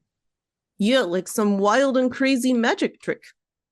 Then they'd sure to put us on TV. I will, on one condition. He offers Lydia his hand. That Lydia join me in the next lambada. Lydia smiles a little embarrassed. Well, okay. Close up Daniel, jealous. Exterior shore of the lagoon party night. The band is playing. Lydia and Beetlejuice are dancing a lambada. It is getting too hot for her liking. Beetlejuice has both his hands on her waist. A third hand appears on her back. A fourth hand settles on her ass. How many hands do you have? Because I feel more than two. Sorry. The extra hands shrivel up and disappear. Lydia looks possessively at Chemo dancing with Cactus. Where did she even get a dress like that? That looks so terrible and awful and really, really flattering and stunning and gorgeous. Exterior seashore night. Sounds of party from nearby. Beetlejuice walks down the beach, followed by a dubious Lydia. He picks up a lump of seaweed. Here, put this on. Oh. He drapes the smelly lump of dripping seaweed over her. It turns into a fabulous seaweed dress. Okay, maybe that wasn't as bad as I thought it was going to be. Exterior lagoon shore party night. The band is playing a fast number. The party is in full swing. Chemo is dancing with Cactus. Lydia, in her astounding dress, enters the dance area with Beetlejuice. Hey guys, look at Lydia. Angle on Chemo and Cactus. Where have they been? Beetlejuice leads Lydia into a paranormal jumping jive. Lydia is swung through Beetlejuice's legs, over his back, and twirled around his waist like a hula hoop. At the end of the dance, everyone applauds and cheers. Lydia is breathless and exhilarated. Chemo confronts her. What are you doing? Who is this guy? Calm down, he's just a friend. A friend? Huh? A friend? Yeah, a friend. Which is more than I can say for you. Ginger comes up to her. Where did you get that dress? I want one. Exterior woods and clearing night. Chemo marches through the woods. He enters a clearing and sits down on a fallen branch and broods. The music from the party can be heard in the distance. Chemo hears the sound of a twig breaking and turns. Cactus is coming through the bushes towards him. Ain't it sweet when we meet? Chemo smiles sadly. Yeah. She sits down next to him and takes his hand. He doesn't respond. What's wrong, baby? Exterior, dirt road near lagoon, night. Party music very distant. A Range Rover comes into view. Otho is driving. Interior, moving car, night. Otho slows down and looks through the side window. His POV. Through the trees, he sees the reflection of the moon in the lagoon, the flickering firelight, and the shadows of people dancing. Exterior, lagoon shore, party, night. Lydia sits alone, brooding, while the party goes on around her. The band comes to an end of a song. Beetlejuice jumps over, takes the microphone, and sings the Harlem Shuffle. Yeah, you move it to the left. Yeah, then you go for yourself. Yeah, then you move it to the right. Yeah, if it takes all night. Everyone gets into the groove. Beetlejuice demonstrates the dance, moves, sliding into the splits, hitchhiking, turkey trotting, etc. It may be kind of slow, but with a whole lot of soul. Doing it move. Don't move it too fast. Make it last. Exterior clearing night. Chemo and Cactus kiss and cuddle. Chemo breaks away, flushed. Stop. They kiss. Stop what? They kiss. This. They kiss. But if you feel it in your sap good, why should we stop? They kiss. My sap? Let me explain it another way. And they kiss again. Exterior, Lagoon Shore party night. Almost everyone is dancing. Beetlejuice, microphone in hand, is limboing. Yeah, yeah, yeah, do the Harlem Shuffle. Oh, do the monkey shine, yeah. Yeah, yeah, yeah, do the Harlem Shuffle. New angle. Lydia is talking to Edgy. Have you seen chemo anywhere? Edgy shakes her head. Ugh.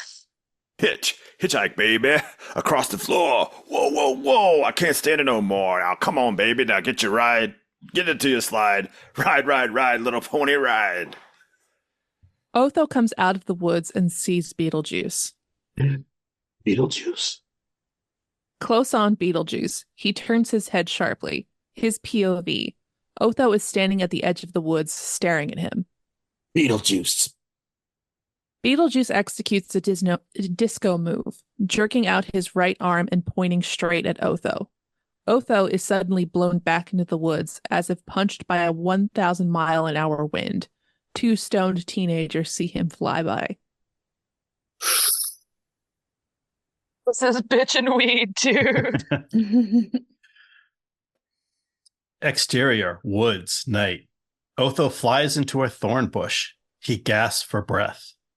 Exterior, lagoon shore party, night. Close on, Beetlejuice's face. His eyes glow red.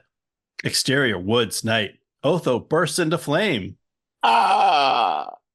Exterior, lagoon shore, party, night. Close on Beetlejuice, the band and the drunk, stoned, happy party dancers. Shake, shake, shake. Shake a tail for the baby. Exterior, woods and swamp, night. Otho, flaming, runs through the woods to the edge of the swamp. He jumps in. Exterior, lagoon shore, party, night. Close on Beetlejuice. Woo, shake, shake, shake. Shake a tail feather, baby. Exterior, another part of the woods, night. Lydia wanders alone through the woods looking for chemo. The sounds of the party come dimly through the trees. She sees something that makes her stop in her tracks. Her POV, in the clearing. Chemo and Cactus are kissing. Oh, no.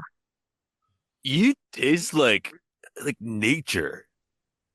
A strange moaning sound comes from behind her. Otho, blackened and smoking, rushes past her into the clearing where Chemo and Cactus are entwined. Astonished, they watch him run by. Hey! Exterior, Marina and Hotel Ocean Terrace, morning. Yachts are bobbing in the harbor. A passenger boat is moored at the main jetty. More tourists are arriving. The banner says, 6 days to gala opening. Exterior, Hotel Villa and Garden, morning. 2 gardeners are working in the flower beds. The door of the villa opens, and Charles comes out, carrying a briefcase and speaking on his mobile phone. Yeah, we hosed him down on that deal. Hold on. Did you mow the lawn? Yes, sir. Charles ambles off. The gardeners shake their heads. It's gonna be huge. Interior, Hotel Villa kitchen, morning. Lydia, miserable, looks out the window. Watching Charles leave, the Hawaiian maid is cleaning the kitchen. Delia enters in a fancy robe. Have you had breakfast? No, I don't want any.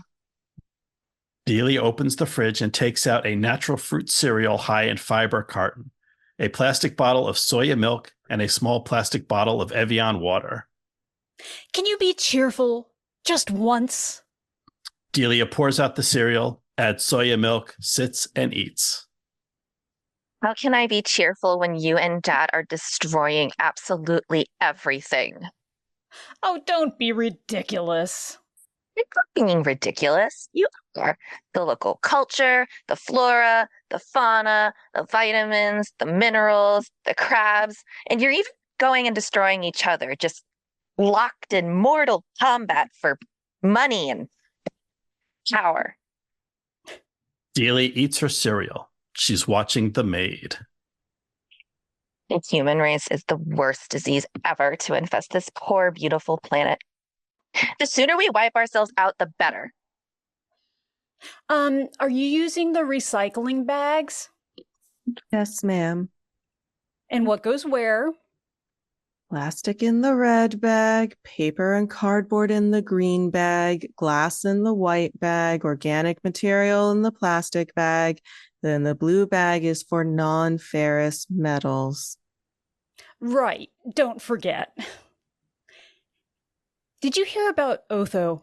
He showed up at the medical center last night, burned to a crisp. Otho?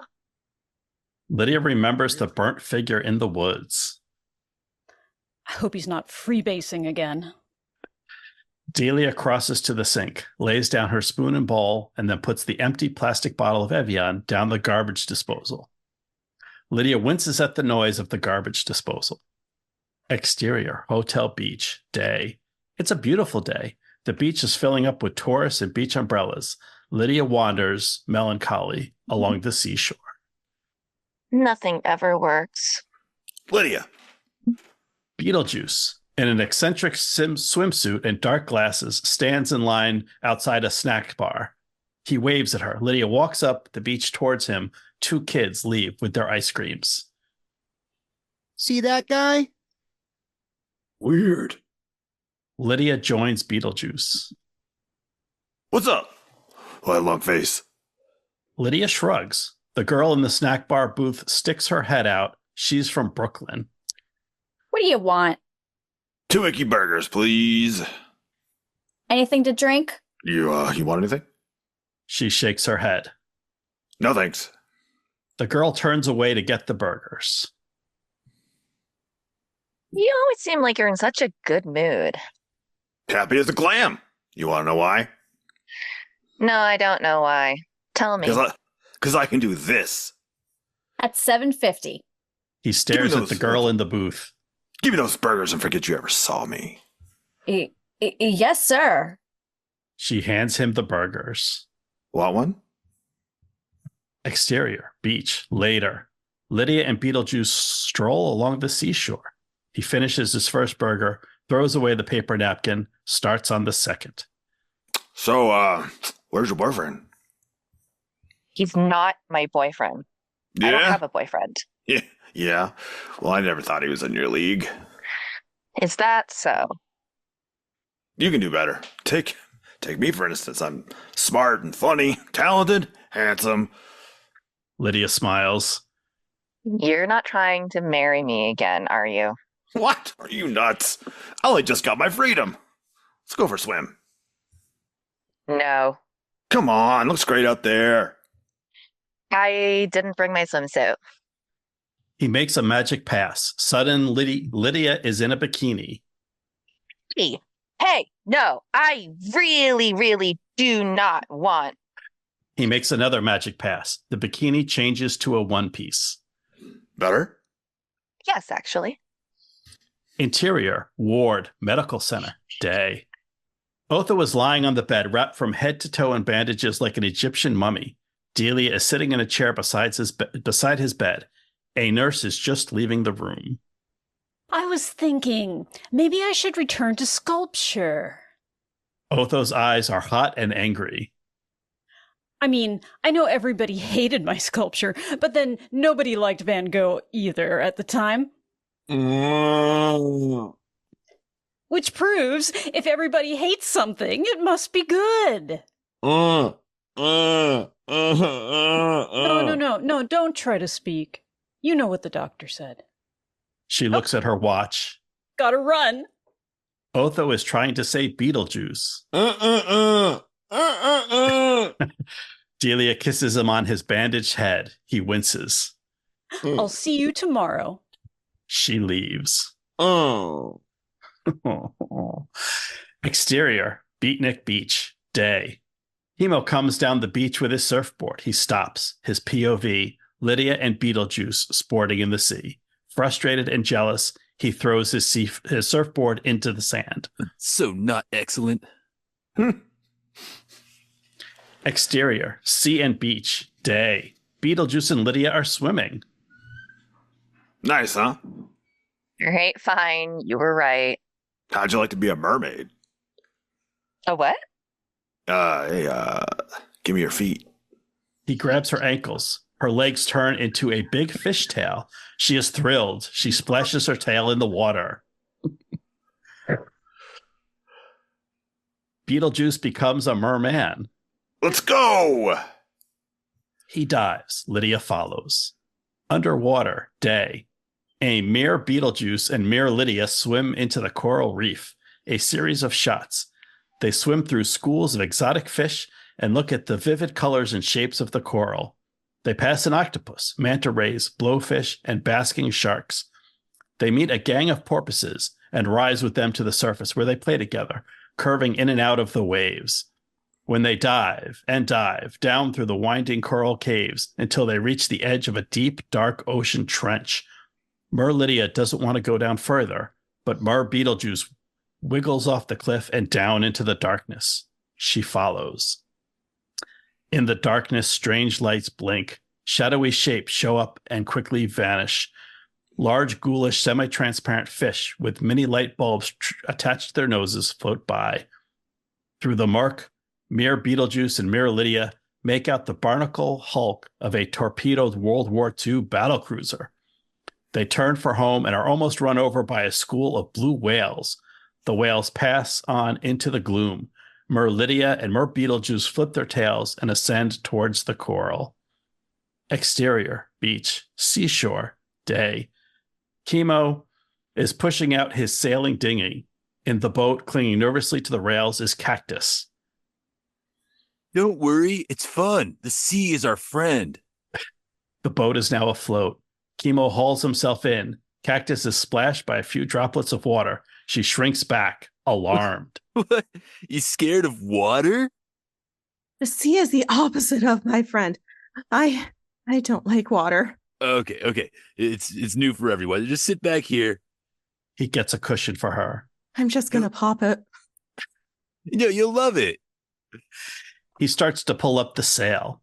Another part of the beach, day. The beatniks are hanging out on the beach playing guitar, bongos, reading, etc. Francisco finishes writing something. Hey, listen up. I got a poem.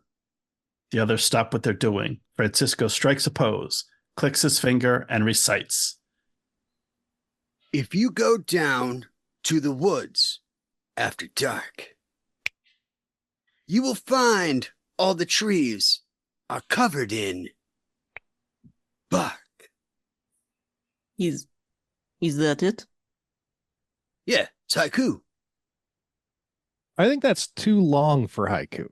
Yeah, I'm doing this thing with haiku, lengthening it. Hey, get out of here.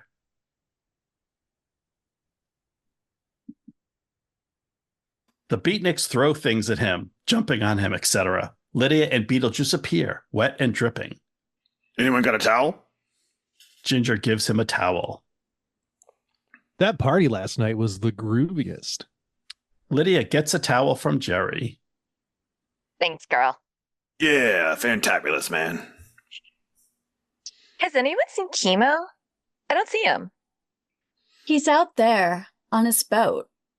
Lydia's POV. Chemo in his boat sailing with Cactus. Oh, you are in so much trouble.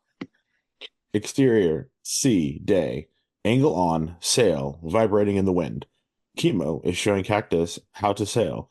Their hair is blowing back in the wind. Cactus has covered her face in a cowboy-like scarf. A cobweb-like scarf. He positions her arm on the tiller. That's it. Now this is sailing. Cactus smiles nervously. Fade in. Distant sound of wave calling song. Close on. Chemo turns his head and looks towards the rocks and the source of the song. When he turns back, his face registers alarm. A 20-foot wall of water is coming straight for them. Quick! He pushes Cactus aside, grabs the tiller, and turns the boat into the wind. Cactus sees the approaching wave. Oh, no! Oh, that's Chemo lets go of the main sheet. The sail flaps. Hold on. Exterior, rocks, day. Lydia is sitting on a rock, in her wave calling pose, singing. Exterior, sea day. The wave hits the boat. The boat is tossed around. Chemo and Cactus are thrown out. Underwater, day. Chemo and Cactus fall through the churning water. Exterior, sea, day. The waves go by, leaving the capsized boat behind it. Chemo's head appears out of the water. He looks around for Cactus. Cactus bobs up. Are you okay? Cactus stares at him, frantic. Make for the boat. Cactus shakes her head. No. Oh, hell no. Goodbye. Chemo frowns. Cactus swims as fast as she can towards the shore. Exterior, rocks, day. Lydia makes her way across the rocks towards the beach. Exterior, sea day. Chemo reaches the capsized boat and grabs a hold of the painter. Exterior, another part of the beach, day. Cactus comes out of the sea. She is half woman, half Joshua tree, and limps up the beach, becoming more and more a tree as she goes. By the time she reaches the beach, she is almost all tree. She digs a shallow hole in the ground and plants her feet in it. Then her transformation is complete. She is a Joshua tree once more. Pull back. The whole thing has been seen by the astonishing Lydia. Beetlejuice. Exterior, Beatnik Beach, the NC day. The Beatniks help Chemo pull his broken boat out of the water. Further up the beach, Lydia is confronting Beetlejuice. If you don't do it, wow, I'll send you. You want me to scare the straits off, right? Yeah? Beetlejuice what? Okay. Beetlejuice 2? Okay, I'll do it now. Jesus. He walks off towards the hotel. See? I'm going to do it. No problem, babe. Better not be, sweetie. Exterior, golf course, and hula restaurant day. 2 retired people are on the golf course. Knees bent, left arm straight, eye on the ball. He swings his club and falls over backwards. Pull back to the hula restaurant. Interior, hula restaurant. The restaurant, not yet opened, is shrouded in darkness. In the corner, the ancient Hawaiian ghosts are playing drafts. Beetlejuice materializes by the table. Greetings! The ghosts jump. I got my license back. Verily? Joyful tidings. You will exorcise the barbarian? Maybe. Got any potions? Oh, what manner of potion? How about a love potion? Exterior, ranch house day. Chemo's repairing a chicken house with hammer, nails, wood, and a saw, surrounded by chickens. Lydia approaches. Hey. Oh, hi. So, how's your boat? Wrecked. Whatever, doesn't matter. Pause. Lydia hopes Chemo will volunteer something, but he doesn't. He concentrates on patching up the chicken house. So you're just fixing up this chicken house? He ignores her. Come on, Chemo, are you really that sore at me? You called that wave with your, white witch magic. Hey, yeah, well, I'm sorry. You could have gotten us both dead. Hey, dudes. Beetlejuice is approaching with a 4-pack of beer bottles. It's all set.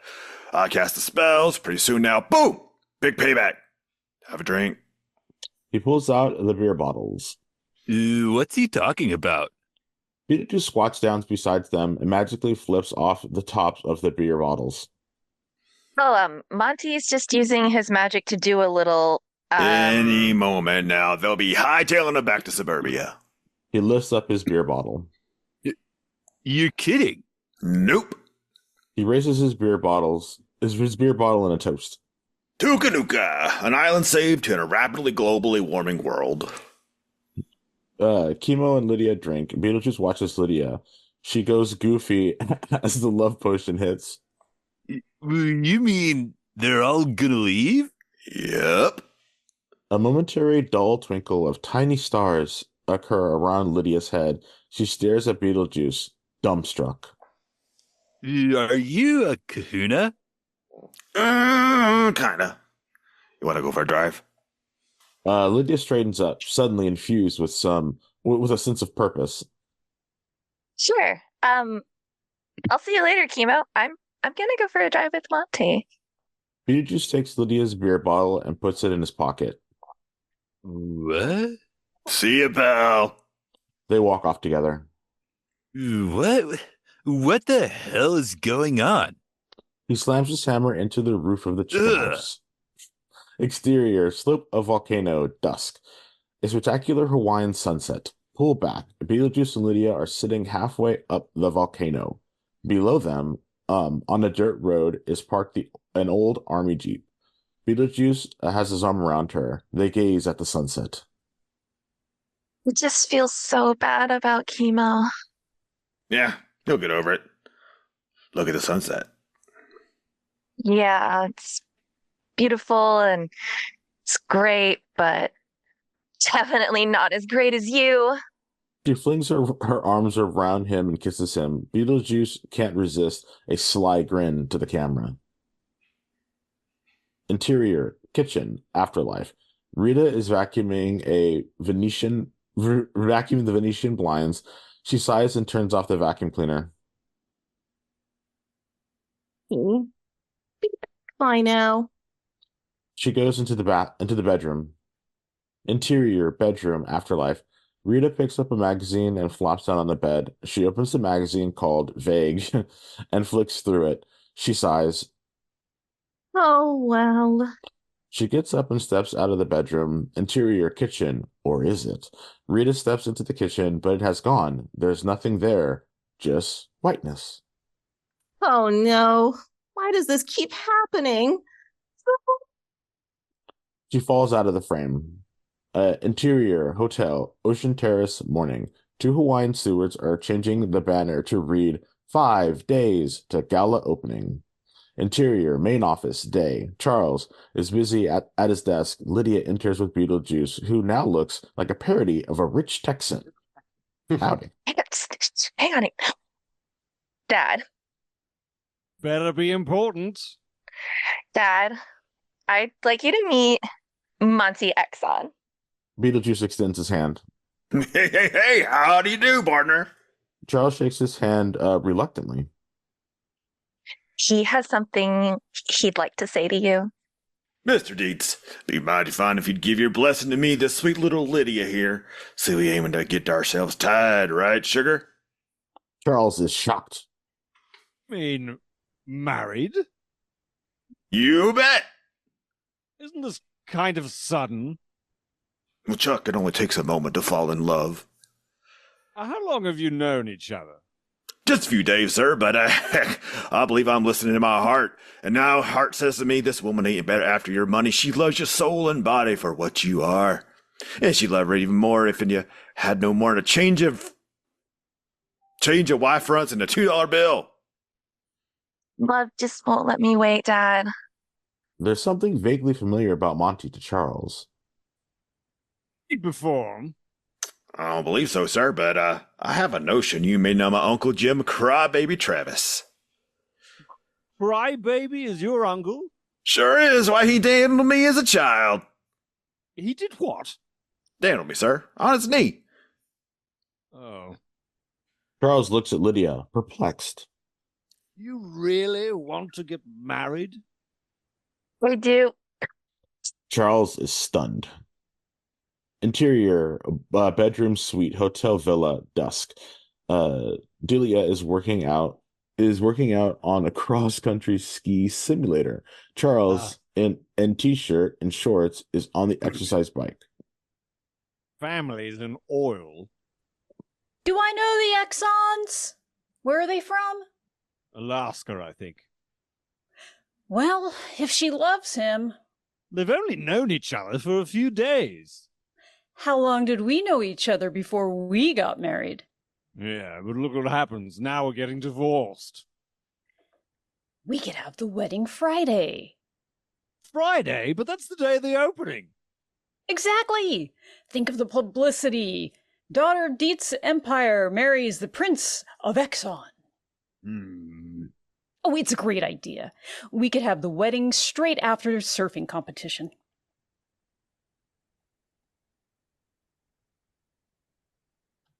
Oh.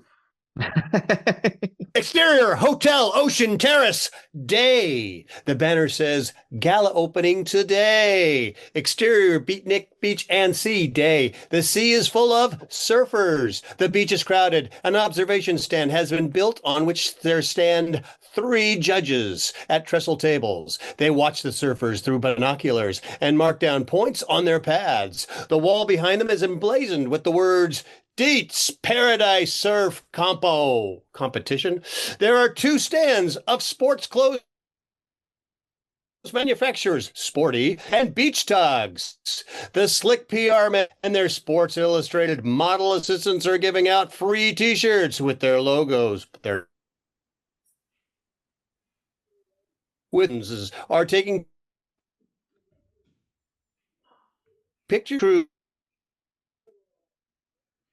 And Delia and Lydia are seated with the judges. They're looking through binoculars. Charles appears from the back of the platform and ushers in 3 men. He signals to a steward to bring an extra chair. Delia looks up expectantly at the visitors. They have all led around the necks. Gentlemen, this is my wife, Delia. Hello. Mr. Yashimoto, our chief shareholder and #1 source of inspiration. Mr. Hashimoto shakes her hand and bows.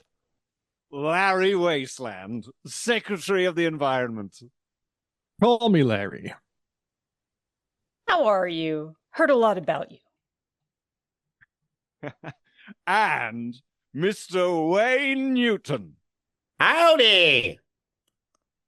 They shake. Very pleased to meet you. I'm a big fan. And this is my daughter, Lydia. Lydia smiles vacantly. I hear you're getting married today. Lydia nods, smiling like a Mooney. She's overwhelmed. They get seated. The steward hands out binoculars. They all train them on the sea. View through binoculars. Biff is finishing his surfing run. This.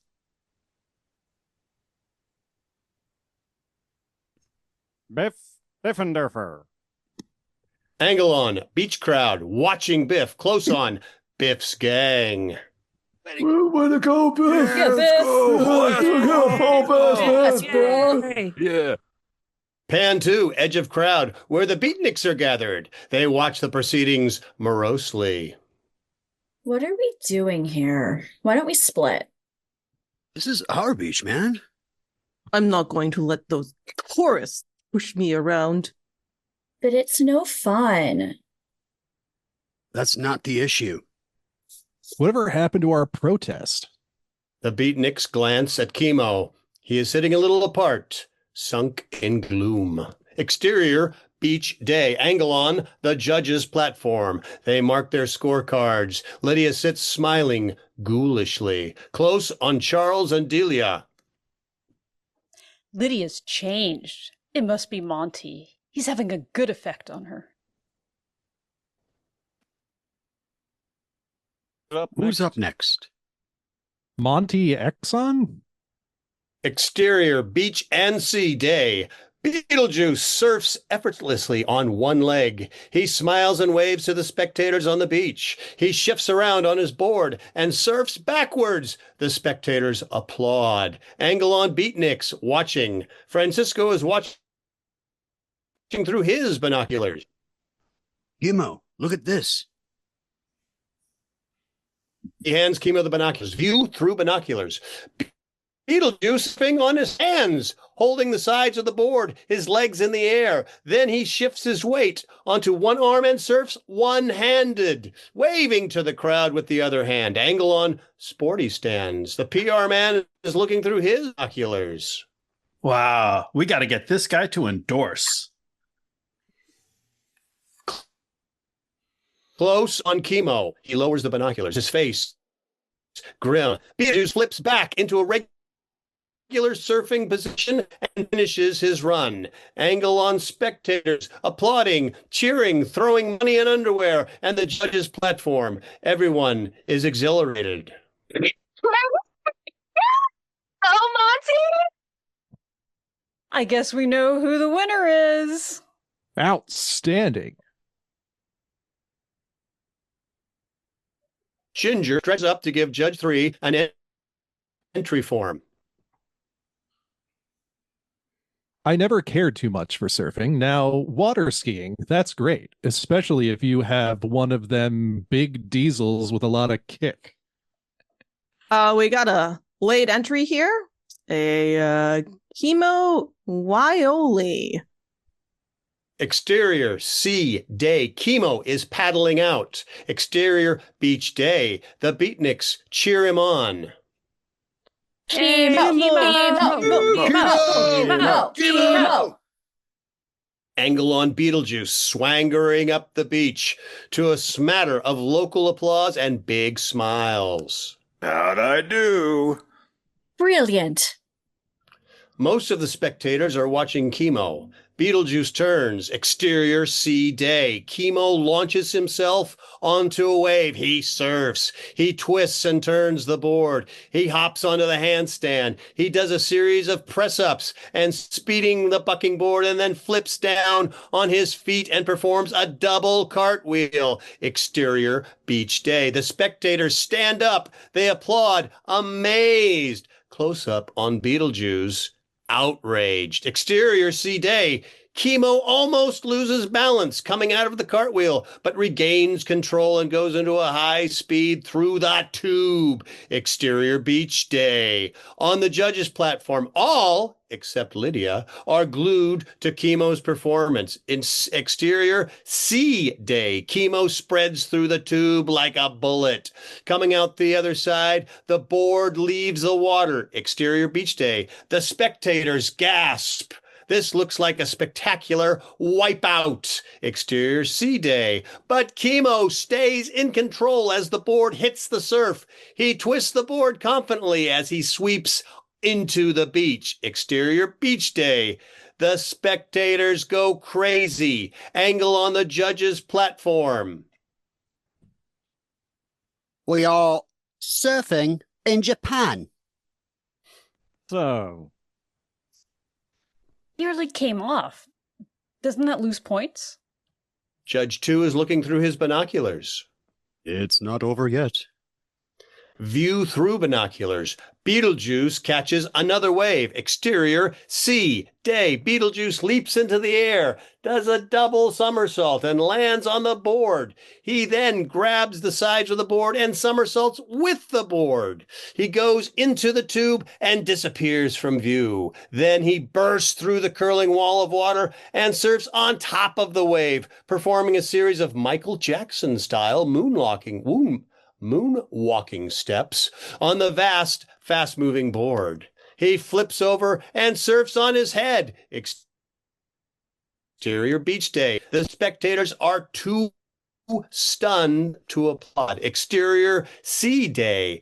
Beetlejuice surfs down the breaking wave into the churning, only to shoot up a second later into the air. Launched like a missile, he flies towards the beach. Exterior, beach, day. The spectators scatter as Beetlejuice hits the beach at speed and snowboards the sand to the judge's platform. Aloha. Exterior, beach, day. Sometime later, Chemo, morose, and unhappy beatniks leave the beach. Angle on the judge's platform. The platform is surrounded by spectators. Lydia holds the award, a small silver medal, model of the main hotel building. Beetlejuice steps up. She presents him with the award and kisses him. Everyone applauds. He has chosen well. Charles nods in reluctant assent. Interior lobby, Tiki Casino day. A few tourists drift into the Tiki Casino. The entrance is flanked by 2 demonic island statuettes.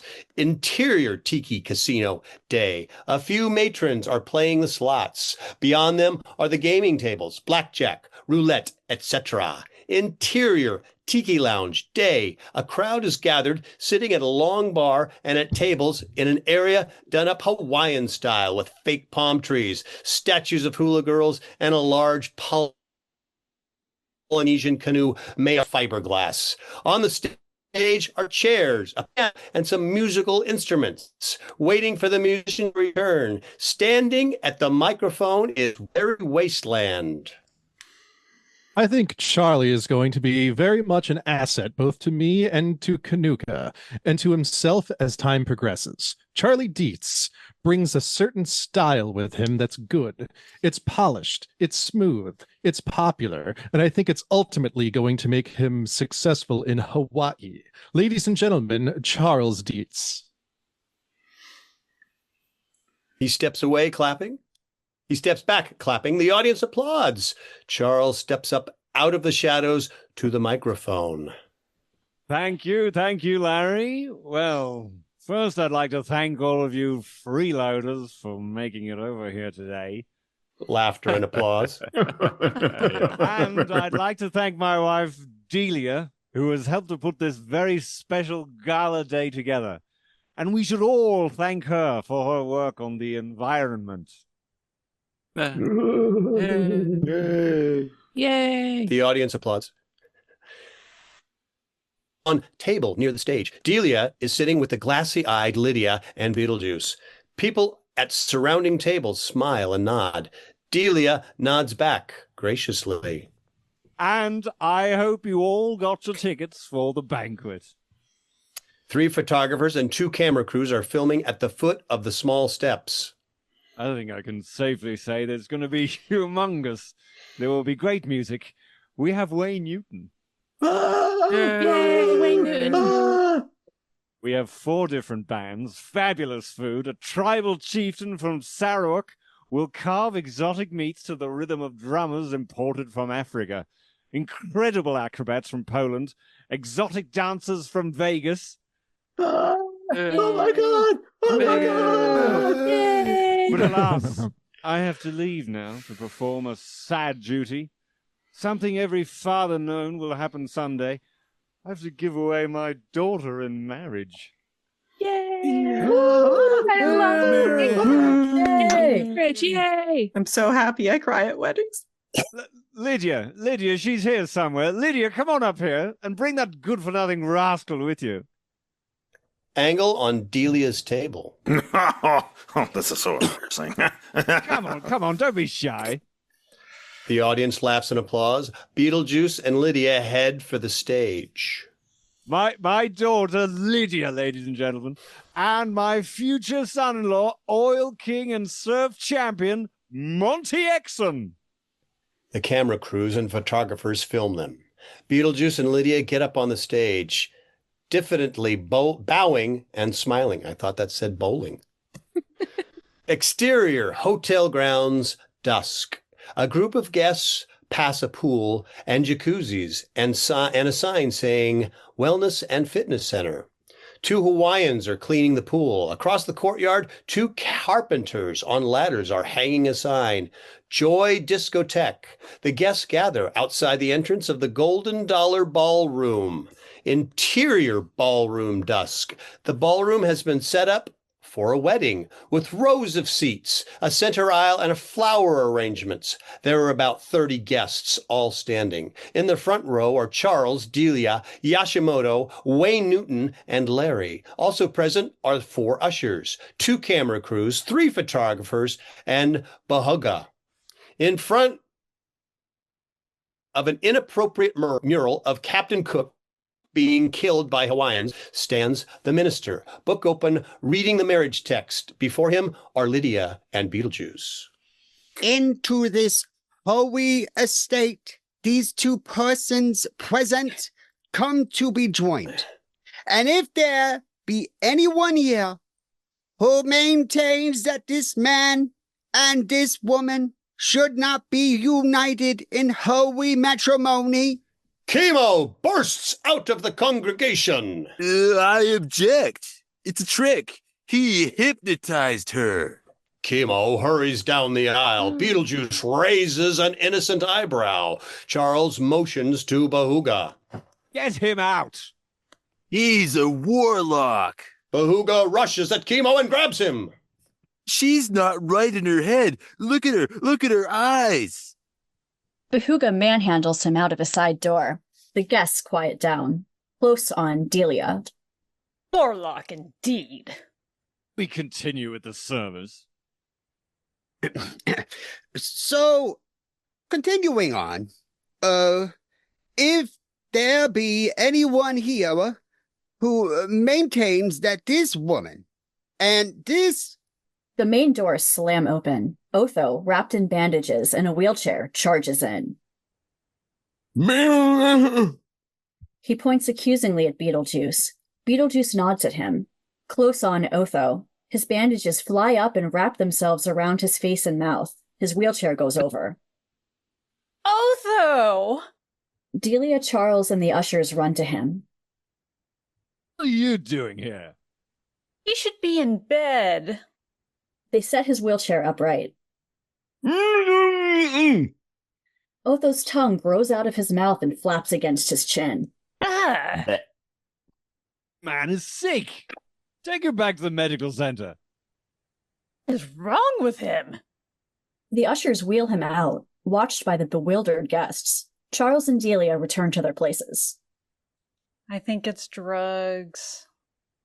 I'm extremely sorry about these interruptions. Minister? Let him speak now, or forever hold his peace. The minister looks round for a second, as if expecting a hiatus. There is none, so he goes on. Monty Exxon, do you take this woman to be your lawfully wedded wife, to live together in sickness and in health? Stop the wedding. He's already married. The minister drops his book. Beetlejuice turns and freezes in horror.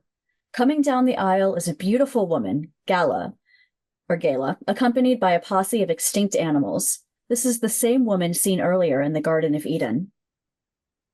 God damn it, Mom, what are you doing here? I'm saving your neck. You signed a binding contract, you idiot. So what? I'll be mortal. For how long? Life is only rented. Do you want to spend eternity in the Gray Bar Motel? Beetlejuice is crushed. He stares at his feet. Gala produces a lily flower and puts it to Lydia's lips. She drinks the nectar. I'm Gala, the game warden, as well as being this poor boy's mother, and I'm telling you now, this mass genocide of plants and animals has got to stop. It's up to 4 species a day now. 4 species a day are being extincted. How can you allow it? Everyone looks at her and the extinct animals, dumbfounded. Lydia wakes for the spell of the love potion. What is wrong with you people? Gala raises her arms in the air. For God's sake, for your own sake, have pity. Gala and the extinct animals disappear. The guests are perplexed. How did she do that? Incredible. Was that your mother? This one for the money. I don't get it. 2 for the show. What's going on? 3 to get ready. Audio. And 4 to... Beetlejuice's head grows suddenly as big as the wall. Go! The horrified guests make for the exits. I'm Jucifer, destroyer of worlds, leave or perish! Screaming, the guests scramble out of the ballroom. Exterior, hotel and ocean terrace, day. Guests and tourists run out of the hotel to the marina. Exterior, front of hotel and parking lot, day. Guests, tourists, and Hawaiians pour down from the front steps of the hotel. The cars turn into metal wolves. Some people run into the woods, chased by the car wolves. Others run, screaming, back into the hotel. Interior, Tiki Casino lobby, day. The 2 wooden demon statuettes come to life and enter the casino. Interior, Tiki Casino, day. A group of matrons are playing the slots. The 2 demon statuettes come up behind them. They scream and run. Exterior, hotel courtyard, day. Charles, Delia, Wayne Newton, Yashimoto, and Larry run into the courtyard. Beetlejuice! I know. Interior, ballroom, day. Beetlejuice, back to normal, sits on the wedding dais, flossing his teeth. Plaster dust falls from the ceiling. The big chandelier comes loose and falls. Then the roof blows off. Exterior, hotel courtyard and sky, day. The air is full of falling debris. Charles, Delia, Larry, Wayne, and Yashimoto take cover. Angle on sky. Storm clouds gather. The sky darkens. Exterior, hotel and marina, dark day. Guests and tourists are getting into boats and casting off. Some dive into the water. Chemo pushes through the panicked crowd looking for Lydia. Exterior, hotel courtyard, dark day. What the hell's happening? The wall of the ballroom begins to collapse. It's the island. It's spooked. It's a holy island. We should have never let you build here. Does this mean the gig's off? The wall crashes. Everything is obscured by dust. Interior, wrecked ballroom, dark day. Beetlejuice holds his forehead and concentrates hard. Exterior, Easter Island, day.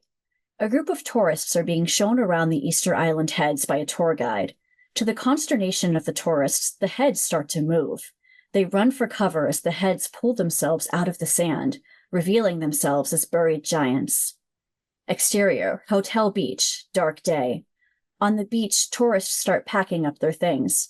Waiters, chair stewards, and ice cream salespeople look at the darkening sky and the commotion at the ocean terrace and the marina.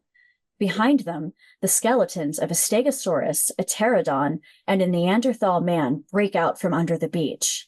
A kid turns, sees them, and pulls his mother's hand. Mom! Exterior, ocean terrace, dark day. Chemo sees Lydia coming out of the hotel. Lydia! He runs to her.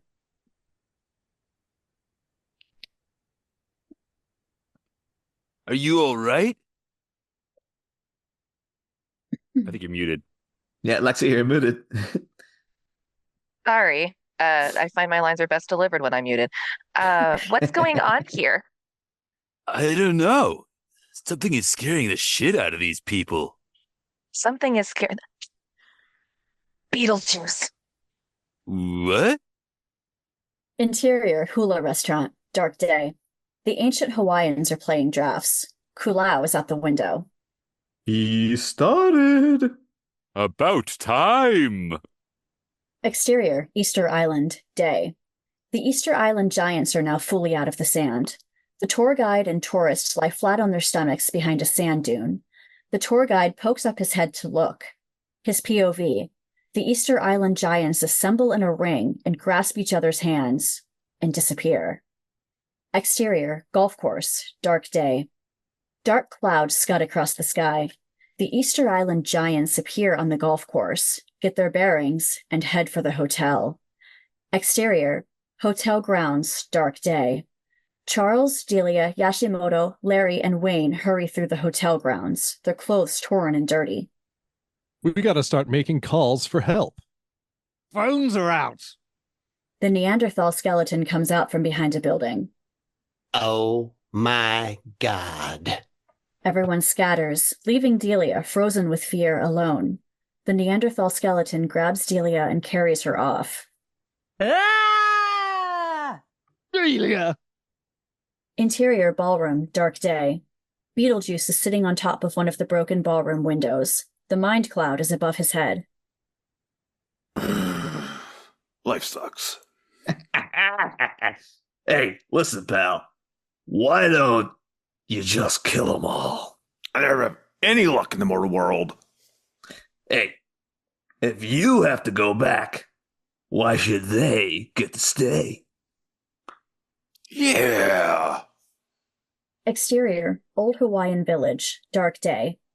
Mr. Maui, covered in birds, stands outside his hut surrounded by nervous-looking Hawaiians from the hotel. He is talking to Chemo and Lydia. Oi. All right, here's what we do. Maui does the ceremony, ask the gods forgiveness. Wait, shouldn't we be going up to the volcano instead of standing right here in the middle of the giant danger swirly zone? No, you stupids. Pele will protect us. Ooh, what about the animals? Mr. Maui nods. Go on, go on. Go quickly, I'll stay here.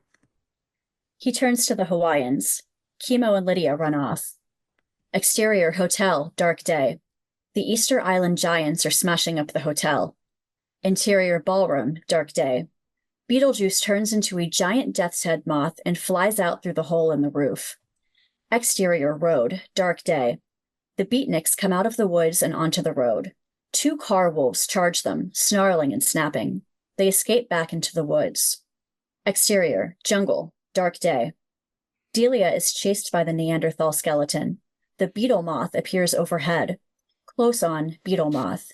Its eyes pulsate and a slug of green slime spurts from its mouth, landing on the Neanderthal skeleton, which turns into flesh and blood.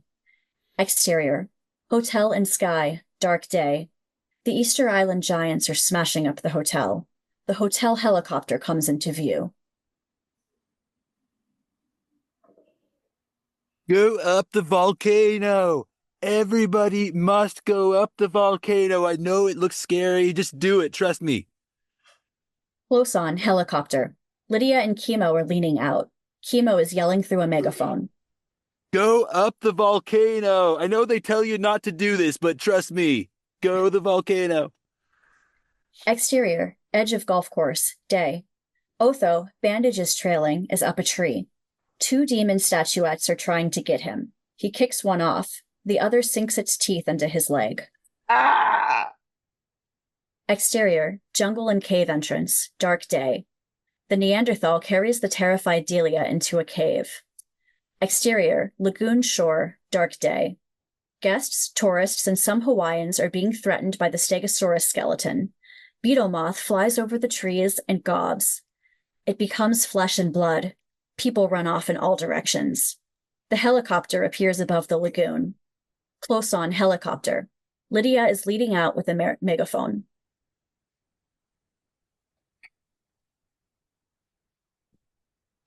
You're muted again, I think.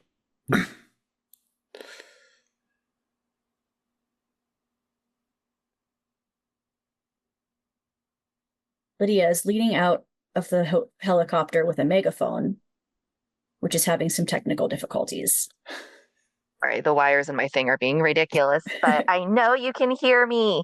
Get up the side of the volcano. I know that normally this is definitely against safety protocol, but for now, get away from the maelstrom. Go up the volcano as high as you can. Close on, beetle moth. What is she talking about? Exterior, edge of golf course, dark day. Otho, in the tree, shakes the demon statuette off his leg. Then his mouth drops open. Coming towards him is the pterodon skeleton. Exterior, Hawaiian village, day. Led by Mr. Maui, the Hawaiians form up in ranks and perform an appeasement ceremony, banging drums and dancing. Exterior, jungle, dark day. Charles, Yashimoto, Wayne Newton, and Larry are lost. Which way to the volcano? Exterior, woods, day. The pterodon skeleton trots through the woods with Otho in its mouth. The helicopter appears and buzzes the skeleton. It drops Otho.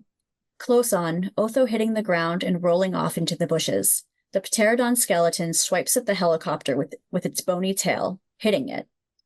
Interior, spinning helicopter, dark day. Lydia and Kimo almost fall out. The pilot hits his head and loses control. The helicopter falls. Exterior, jungle and beach, dark day. The helicopter crashes into the trees near the beach. Interior, helicopter, dark day. The pilot, Lydia, and Kimo are not badly hurt. Whoa. Are you okay? Yeah. Let's go. They climb out of the damaged helicopter, its rotor blades bent and turning slowly. Interior, cave, dark day. The Neanderthal is tending a small fire. Delia is sitting as far away from him as possible. My God, am I going crazy? Can this really be happening? The Neanderthal gives her a dead partridge. Oh, what's this? Ugh. He indicates the fire. Oh, you want me to cook it? She goes to the fire, but doesn't know what to do. Shouldn't we, pluck it first? Ugh. I think you should know. I'm not a very good cook.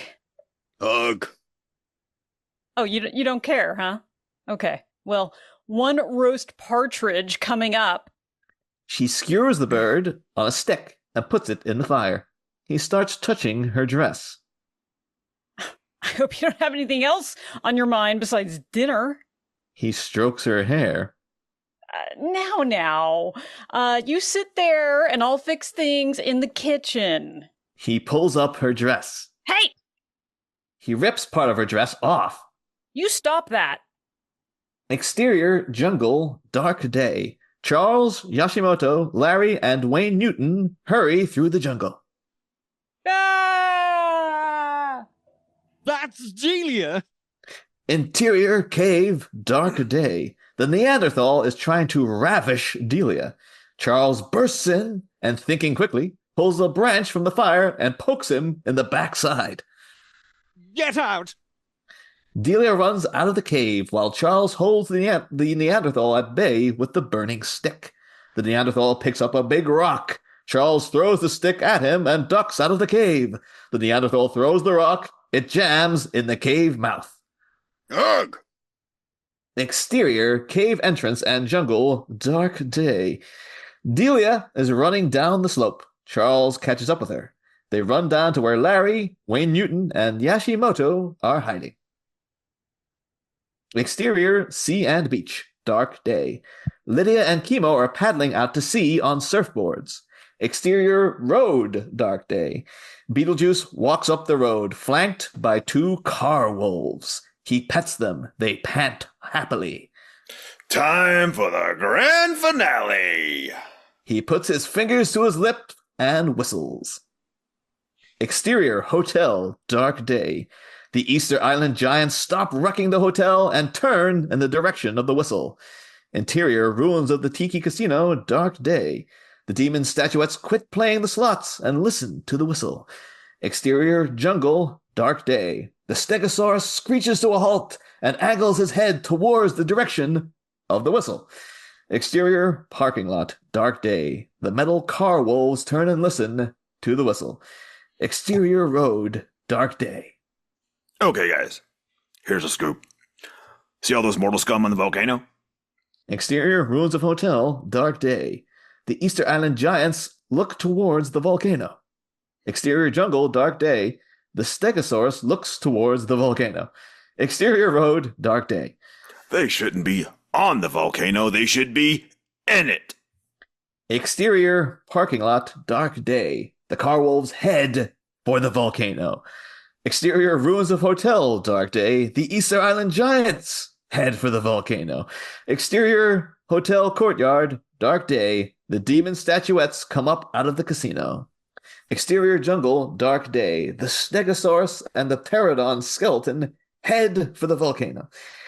Interior cave, dark day. With great effort, the Neanderthal pulls the boulder away from the cave mouth. Exterior, volcano, dark day. Sukhavati and Ginger are encouraging people to climb the volcano. An elderly woman and her husband look at the view. Will you look at that? We got ringside seats. Their POV.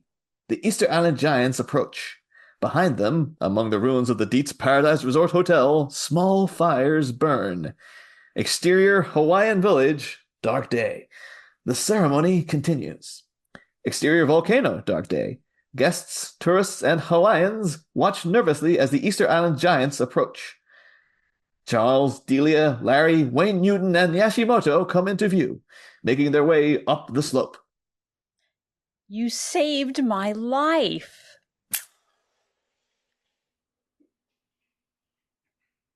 She looks at him with a new admiration. Exterior, base of volcano, dark day. Otho is climbing towards the others, his bandages trailing. Exterior, ocean, dark day. Lydia and Chemo are sitting on their surfboards. Lydia is singing her weird wave-calling song. Close on, Lydia's face. She has never been so concentrated. Exterior, volcano, dark day. Charles, Delia, Yashimoto, Wayne, and Larry flee up the volcano. The Easter Island statues, the dinosaurs, the Neanderthal, the demon statuettes, and the car wolves reach the base of the volcano. Otho is climbing, far behind the others. Exterior, Hawaiian village, dark day. The ceremony continues, led by Mr. Maui. Exterior, mouth of volcano, dark day. People are clustered near the mouth of the volcano, including the helicopter pilot. There is no further for them to go. A few kids are looking into the volcano. Their POV, magma, bubbling, new angle. We're all gonna die. If you've never played before, yo, do it now. Exterior, volcano, dark day. The Easter Island giants and their other monsters climb the volcano. Exterior, mouth of volcano, dark day. Biff is staring out to sea. Why, look! Everyone turns to look. What they see makes them gasp. Their POV, a tidal wave, is coming towards them. Close on, Charles and Delia. It looks like a tidal wave. Exterior, volcano, dark day. The monsters are climbing the volcano. Some of them look round. Angle on, Otho, struggling up the slope. A shadow falls over him. He looks up fearfully. An Easter Island giant picks him up and is about to put him in his mouth when... roar of tidal wave. He looks round. Exterior, mouth of volcano, dark day. Charles is looking through binoculars. Delia is beside him. Well, I'll be. Take a look. He hands Delia the binoculars. She looks through them. View through binoculars. Lydia and Chemo are surfing the tidal wave. Exterior, volcano, dark day. The monsters panic and run off in all directions. Otho is dropped. He lands on a bush, bounces off it, onto the ground, and then slides down the slope, grappling vainly at the plants as he goes. He finally slides into a mud pool. Spluttering, he pulls himself out and lies, panting, at the edge of the pool, covered in thick mud. I'll die soon, and it'll all be over. Exterior, jungle, dark day. Sitting on top of a tree, Beetlejuice watches the tidal wave approach. Lydia, I should have married that gal. Exterior, tidal wave, dark day. Chemo and Lydia surf the tidal wave, then flip over the back of it just before it breaks off over the island. Another angle, the wave crashes through the ruins of the hotel, sweeping all before it. It rolls over the golf course, lagoon, and jungle, and smashes into the base of the volcano, splashing in all directions. Exterior, mouth of volcano, dark day. The people huddle together as the mountain shakes. Exterior, base of volcano, dark day. A flood washes over Otho, obscuring him from view. Exterior, Hawaiian village, dark day.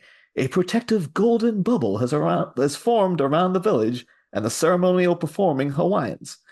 The wave passes over it. Exterior, another part of the volcano, dark day. The water carries away the Easter Island giants, the car wolves, the demon statuettes, the dinosaur, and the Neanderthal. Exterior, swirling water, dark day. Otho spins in the raging waters. Exterior, mouth of volcano, dark day. Charles, Delia, Larry, Yashimoto, Wayne Newton, and the guests, Hawaiians and tourists, watch as the great wave washes across the rest of the island and away into the ocean. Angle on, hotel. It has gone.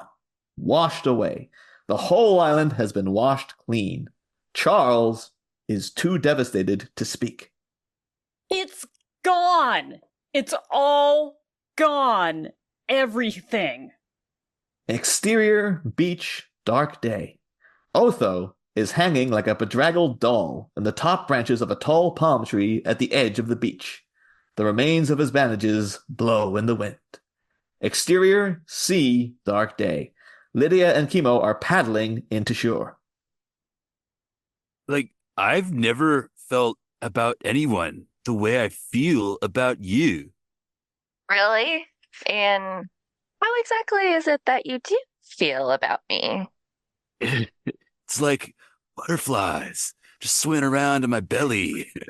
You're special, unique. There's no one like you.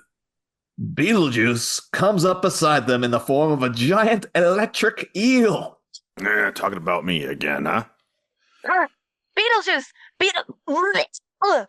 Her mouth is full of sea scorpions. Angle on Beetle Eel. He grins and flips his tail over Chemo, electrocuting him. Chemo slips off his board, unconscious. Lydia dives after him.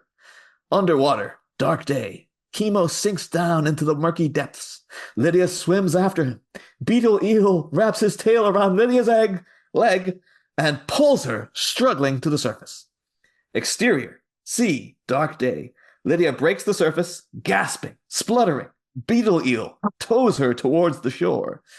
Underwater, dark day. Chemo hits the bottom, regains consciousness, and then starts back up. Exterior, beach, dark day. Beetlejuice comes out of the sea, carrying the semi-conscious, half-drowned Lydia. Exterior, sea, dark day. Chemo swims towards the beach. He's about 100 yards away. Exterior, beach, dark day. Beetlejuice lays Lydia down on the sand beneath a palm tree. Oh, I like you so much, Lydia. You know what I'm going to do? I'm going to kill you. Exterior, sea, dark day. Chemo swims as hard as he can towards the shore. He's about 50 yards off. Exterior, beach, dark day. Beetlejuice picks up a piece of driftwood. It turns into a silver dagger. Exterior, sea, dark day. Chemo swims with all his strength. He's about 30 yards away from the beach. Exterior, beach, dark day. Beetlejuice has Lydia's hair in one hand, dagger in the other. Together forever. Beetlejuice, Beetlejuice. Beetlejuice looks up, surprised. Huh? Otho is lodged in the palm tree above him, bandages dangling. Beetlejuice. Oh, shit. Beetlejuice disappears. Angle on Otho in the palm tree. The dark clouds part and the sun shines through. Exterior volcano day. The guests, Hawaiians and tourists, are making their way down the slope. Charles and Delia are descending arm in arm. Are we insured?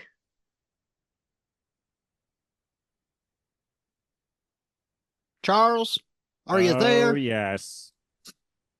What are we going to do with the island now? Beats me. It's no good as real estate. Not after this. Interior, Afterlife supermarket. Beetlejuice appears in the supermarket. He is fed up. He walks towards the checkout, muttering and grumbling under his breath. Interior checkout, Afterlife supermarket. Dave, Beetlejuice too, is romancing a pretty Puerto Rican checkout girl, Juanita. He sees Beetlejuice. Hey, just in time. This is the guy I was telling you about. Beetlejuice looks at them with repulsion. Why, he looks just like you. Yeah. Where's Lydia? She's alive. She's alive. Great. Well, we were just leaving. We're going to get married. Yes, my uncle is giving us a house in South Hades. They say it's a lot like San Diego. He claps him on the shoulder. Thanks. Nice to meet you. They leave. Beetlejuice is expressionless. Interior kitchen, Afterlife. Rita is sitting at the kitchen table. She has been weeping. Sound of door opening. She looks up. It's Beetlejuice. He closes the door, takes off his jacket, and hangs it on the back of the door. You're late. He ignores her, crosses to the TV and turns it on, switching to a channel showing a ball game. I thought you were gone forever. Get this jacket. She takes the jacket off the door. I know you're gonna leave me for some type of mortal girl. I better wash it. She leaves, removing things from the pockets, including a beer bottle, and putting them on the table. Despite the evidence to the contrary, you won't leave me. Yes, I will. Have you looked in the mirror lately? He glances up, opens the fridge, and gets out a bottle of beer. He glances at Rita. She is silently weeping. You're always crying. It's a real bring down. He resumes his seat and drinks from the beer bottle. You don't love me? Me and a million others, babe. He puts the bottle on the table behind him. Rita takes the jacket out into the washroom. He bends over and unlaces his shoes. He takes his shoes off. Then he reaches back over his head for the beer. He takes the wrong bottle. He drinks. For a moment, little sparkles of light dance around his head. His face goes slack. Rita re-enters the kitchen. You know, you really should get some new clothes. All your clothes have fallen to pieces. Beetlejuice looks at her. The pupils of his eyes enlarge. You all right, huh? Jeez, Rita. You are so beautiful. I am? Say, didn't you want to go to a club tonight? Exterior, Beatnik Beach, night. It's a beautiful night. Music, beach party. There's a fire on the beach surrounded by happy tourists, guests, and Hawaiians. A band is playing. People are dancing. Boys in bikinis, girls doing the twist. Charles and Delia are sitting together in the sand. Hey. What? You still love me? Yes. I love you too. Does this mean the divorce is off? If you say so, Mr. Huge. She puts her arm around him. They kiss. Otho taps him on the shoulder. Charles. Charles looks round. Otho is draped in a blanket, looking like he's just done 10 rounds with Mike Tyson. We'll do another hotel, and you can design it. I promise. Really? But next time we'll do it in Palm Springs. What's gonna happen to the island? Larry says the only thing it's good for is a nature reserve. Hanacross Beach. Mr. Maui is dancing with the beatniks, Hawaiians, surfers, and the ancient Hawaiian ghosts. Exterior, another part of the beach, night.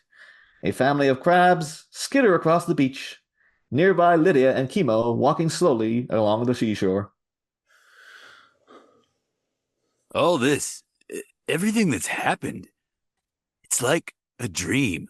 It's like we've been sucked into some great cosmic conflict. Yeah, I guess it does kind of feel like that. Was there really a Beetlejuice? I mean, I do like a good juice in the morning. Was there a Beetlejuice? Is there a moon? Is there a sky? Is there a sun? Is there stars? Are there nightmares? Are there dreams? Or is there just this? They kiss. Ooh. Interior, afterlife, club. A devil's ball. All manner of devils, monsters, ghoul, and freak is dancing. Characters from the afterlife, hypnoids, skeletons, the Bigfoot couple, Krells, accident victims, etc. hang out at the bar. On stage, fronting the band, is Beetlejuice. On the dance floor, Rita gyrates joyfully. Well, you move it to the left? Yeah, then go for yourself. Yeah, move it to the right? Yeah, if it takes all night. Everyone gets into the groove. Beetlejuice demonstrates the dance moves, sliding into the splits, hitchhiking, turkey trotting, etc. Yeah, it might be kind of slow, with a whole lot of soul. Don't move it too fast, make it last. You know, you scratch just like a monkey. Yeah, you do. Real, yeah! Slide into the limbo, yeah. How low can you go? Beetlejuice does a limbo. Oh, come on, baby. I don't want you to crumble down. Just groove it right here to the Harlem Shuffle. Yeah, to the Harlem... Oh, sorry, it's the band. Hey, band along. Yeah. To the Harlem Shuffle. Oh, do the monkey shine, yeah? Do it already. End credits. Yeah, do the Harlem Hitchhike, baby. To the Harlem Whoa. Can't stand it no more now. Come on, baby. Now get into your slide. I've never heard the Harlem Shuffle before. Now shake, baby. Take a tail feather, baby. Oh, shake, baby. Take a tail feather, baby. Listen. Fade out. The end. The end. Yay!